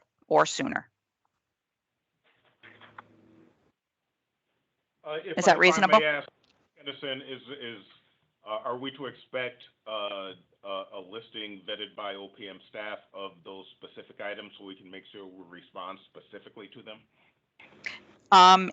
We will put the list together from today's meeting and circle them amongst the members to make sure that we have included everything that we're looking for. Thank you. And you have this tape also to refer to, because we're not perfect either. Mr. Hamilton. Again, the need for any rush in this. This doesn't need to be approved for any reason. The statute, doesn't hold anything back for not approving it. So I'm not even sure what the point is anymore. I think I'm not quite sure if we should take a vote today then to not approve it. It's been before us, this is the fourth or fifth time. And I believe there's certainly an actionable item per statute. So, I mean, if right now it's not palatable to the majority of the subcommittee, I would say we don't approve it for recommendation, and then it can be a working document. And once we get comfortable with that, if it gets to that point, we can, whatever that point comes. I think it's still a working document with the action or without. Well, Mr. Hamilton. It may still be a working document, but it's been before us, and I believe there's a timeline. I think it's 45 days. I thought from when it's submission that we had to at least take a vote. I believe what the statute says. So I mean, if we're saying no to something, then we should say no to it. I'm not quite sure why we kind of whittle around the edges here. Mr. Hamilton. Yeah, I'm certainly not prepared to reject this document at this time. Right. I think they've made Right. great progress with it, and I would be prepared to say we recommend holding it and tabling it until if we have specific items we want them to prepare, such as a cost reduction plan, a mitigation plan. We want to see the flesh on the bones, if you will, on that. And I'd be prepared to say we ought to hold action on that. I'm a little bit on the issue of the audit. I agree with Pat that we are missing a major piece of information that normally we would have and should have at this point. But I don't know if if it makes sense to actually hold it up, approval of the plan until the audit is done, or just obviously if the audit comes out and indicates there is a significant change in financial performance, financial position of West Haven compared to what we understand it to be based on unaudited results, then that would certainly suggest we ought to revisit the plan mid-year and do that. I think with respect to development and long-term growth, I really think that's a longer-term issue, and I don't think it's a one response. I think it's really looking at city's development, planning and development plans, and asking them to come forward with some plans, economic development plans. But I wouldn't recommend. I think that will take too long, and I think we should approve a 5-year plan before that effort is completed. So that would be my take. It sounds like a majority of the members of the committee are not prepared to vote in favor of this plan at this time, and I'm prepared to support that sentiment. But I do think we should give them some concrete, give West Haven concrete, information of what it is we're looking for until we can get to the point that we're ready to approve the plan. I agree with you, Mr. Hamilton. I'd also yes, Christine. I'd also concur with Mr. Hamilton's comments. I think tabling with specific direction makes sense to me. Okay. And then we could take up, at the appropriate time, a further discussion.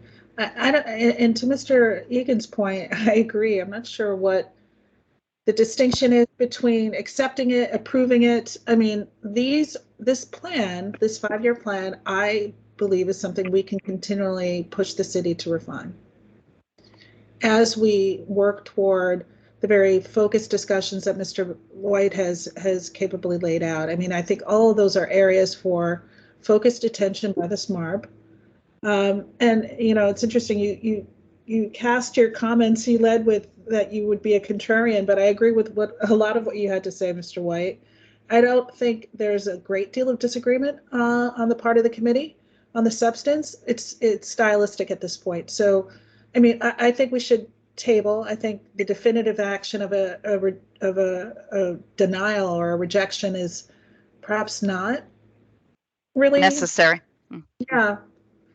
I don't want to further impact or give the wrong notion to a credit agency that we are not working with them and that progress is not happening. I would not want to do that.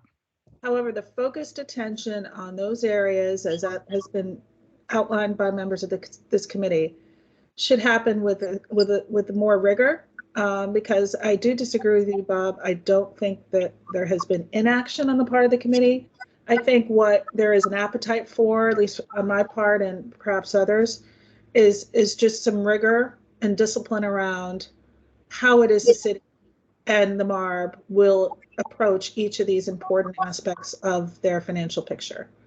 And I think we can do that with the kind of rigor that I think could bring you comfort. I don't want to speak for you, but we are definitely moving in that direction.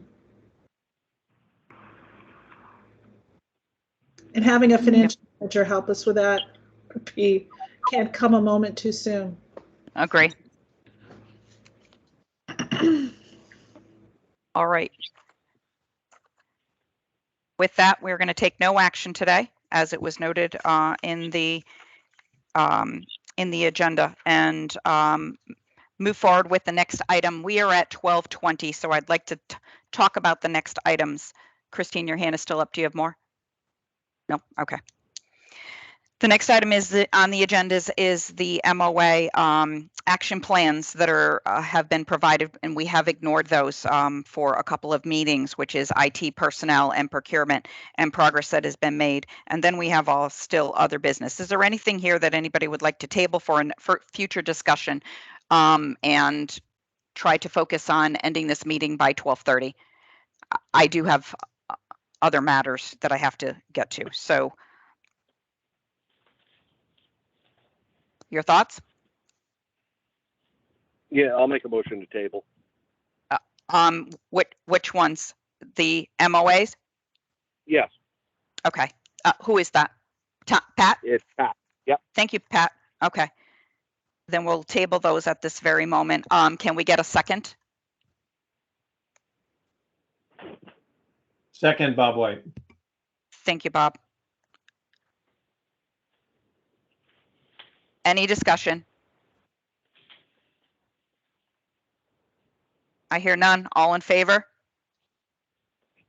Aye. Aye. Mr. Falsigno, are you still with us?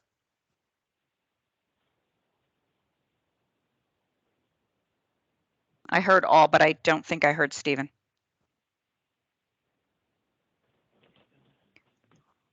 All right, that motion does still carry with or without him if he's still with us, but I do see he's still on the call.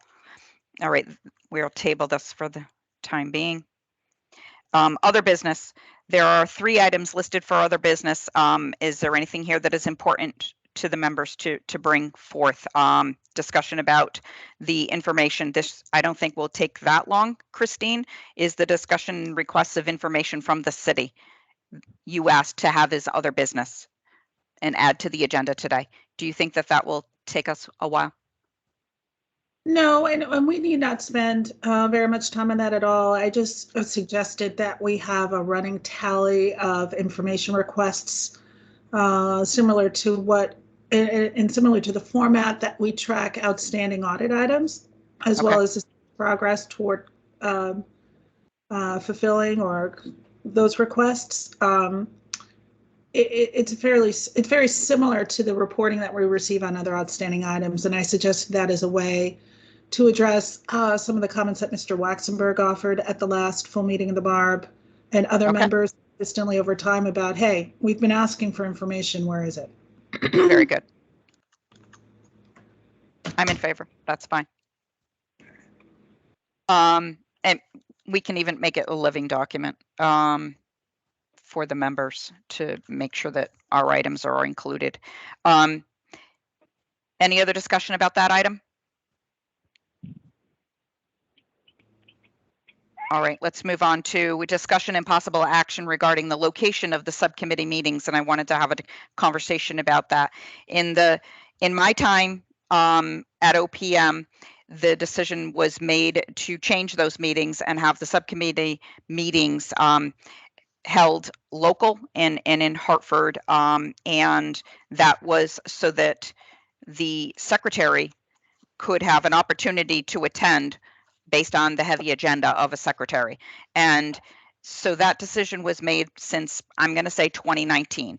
Prior to that, I was told that those meetings were held in West Haven. Our current secretary asked that this discussion happen at the committee level, and the committee makes a decision on how they would like to hold these meetings. So I'm up for discussion on how we would like to hold the meetings. I've heard from Mr. Egan where he would like them to be in the city of West Haven, but I would like to hear from all of the members.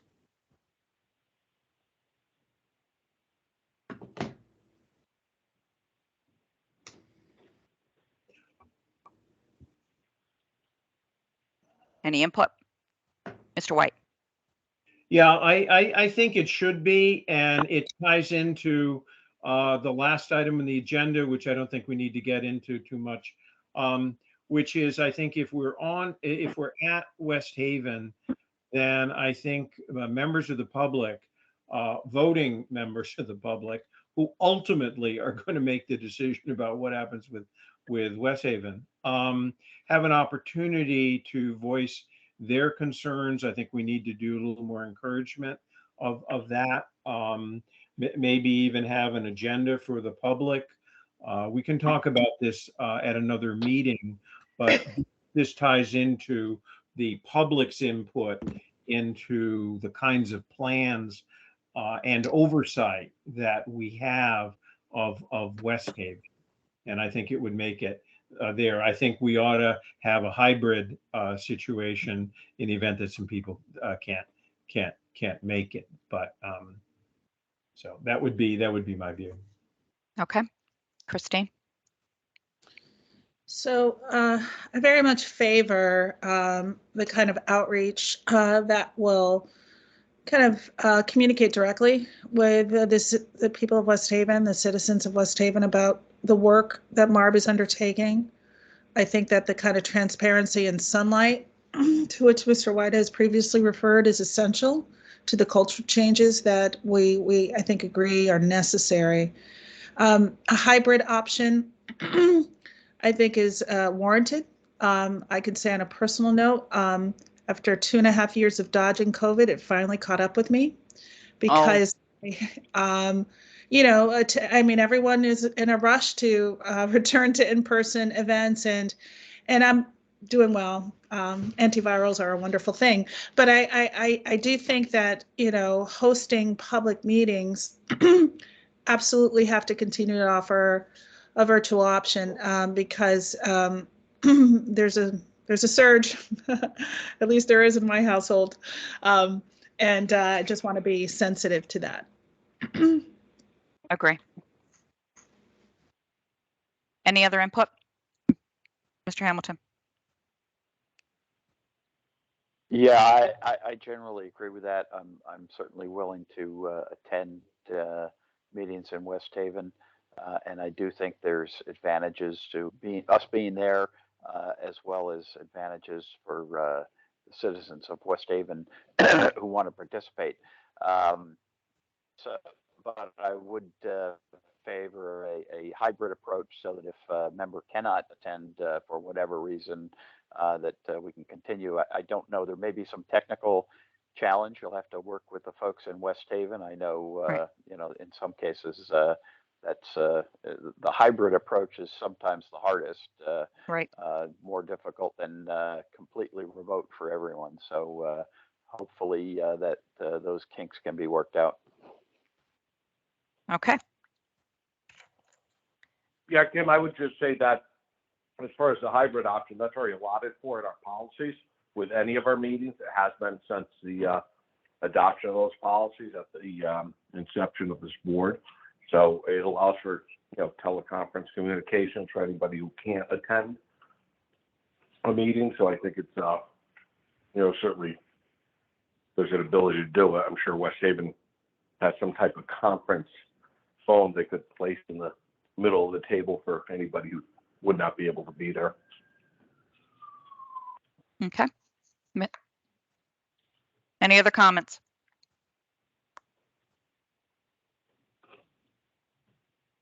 All right, would you like everything to be hybrid at that moment, or would we like to try to do, different locations at this? Julian and I will work through the logistics and the location and our options down in West Haven.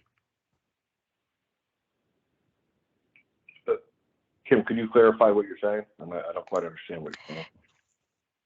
So would you entertain either sometimes in Hartford so say you have people that are traveling, you could have 1 month in Hartford, 1 month in West Haven, or are we all stating West Haven and it's hybrid? Well, I can say from me raising the issue, the point of the meetings in the local community weren't for just us to be able to look at each other. It was so other folks in the political structure of those communities and the residents would be able to attend. That was the point. I know that changed under the last secretary. It was accommodated under Secretary Barnes, and I can certainly understand workloads and whatnot, but I think they should be in West Haven, and as per our already adopted policies, people can call in. All right. Any other discussion on this? Yeah, I would agree with Pat on that. I think if we're going to have the meetings in person, that West Haven for the subcommittee is the appropriate place, in my opinion. Okay. Then we'll move forward with that. Do you feel we want to take formal action on that, or we can just let us deal with the logistics, the location, and start to move forward? Perfect. I see. All right. Thank you. We are at 12:30. The next item on the agenda, do we want to have a discussion about that today, Mr. White, which is discussion structure, culture, accountability, and transparency that you had brought forth? Yeah, I think we should postpone that to Thank another you. meeting. But just so people can think about it, it's Thank you. really got to do with, as Christine said, public outreach and how we get information to the public and how we disseminate information to the public about what we're doing. That would be the topic, and we can do it another time. Very good. All right. We should probably formally table that. All right, we can do that. Can I get a motion? So moved. Thank you, Pat. Second. Thank you, Bob. Any discussion? Motions to table are non-debatable. Okay. Well, we did do all in favor on the last one, so apologize. No, you vote on Okay. them. They're just don't debate them. All in favor? Aye. Aye. Aye. Stephen, I don't know if he's still with us. I don't think he is. All right. Stephen, if you're with us, please comment. Otherwise, I do not hear you. So I'm not going to include his vote. All right. Next item is to adjourn. If I can get a motion. So moved. So Pat, moved. Pat, that was you, right? Yeah. Yes. Thank you. Thank you, Tom? Tom. Second. Thank you. Julian, do you have your hand up? Does Julian have his hand up? No, I don't see any hands up. I did real quickly before you vote on Oh. adjournment. It occurred to me as we were talking about debt service that the city has bans maturing at the end of September, which means they need to start getting their ducks in order to get approval from the MARB, which is required under Tier 4 soon.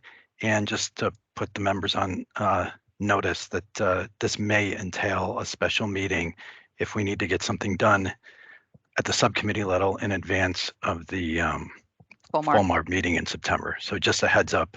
It may work out differently, but just so everybody's aware. Thanks. Thank you. What is that? Debt service. If they're going, Okay. if there's an issuance, it's likely that they'll need approval in the fall, and we need to coordinate with the city on the timing, but it may require a special meeting of the subcommittee. Thank you, Julian. All right, we, to adjourn, we have a motion, we have a second. All in favor? Aye. Aye. Thank you all. Thank you all. Appreciate your time, energy, and hard work with this and the city. Bye now. Feel better, Christine.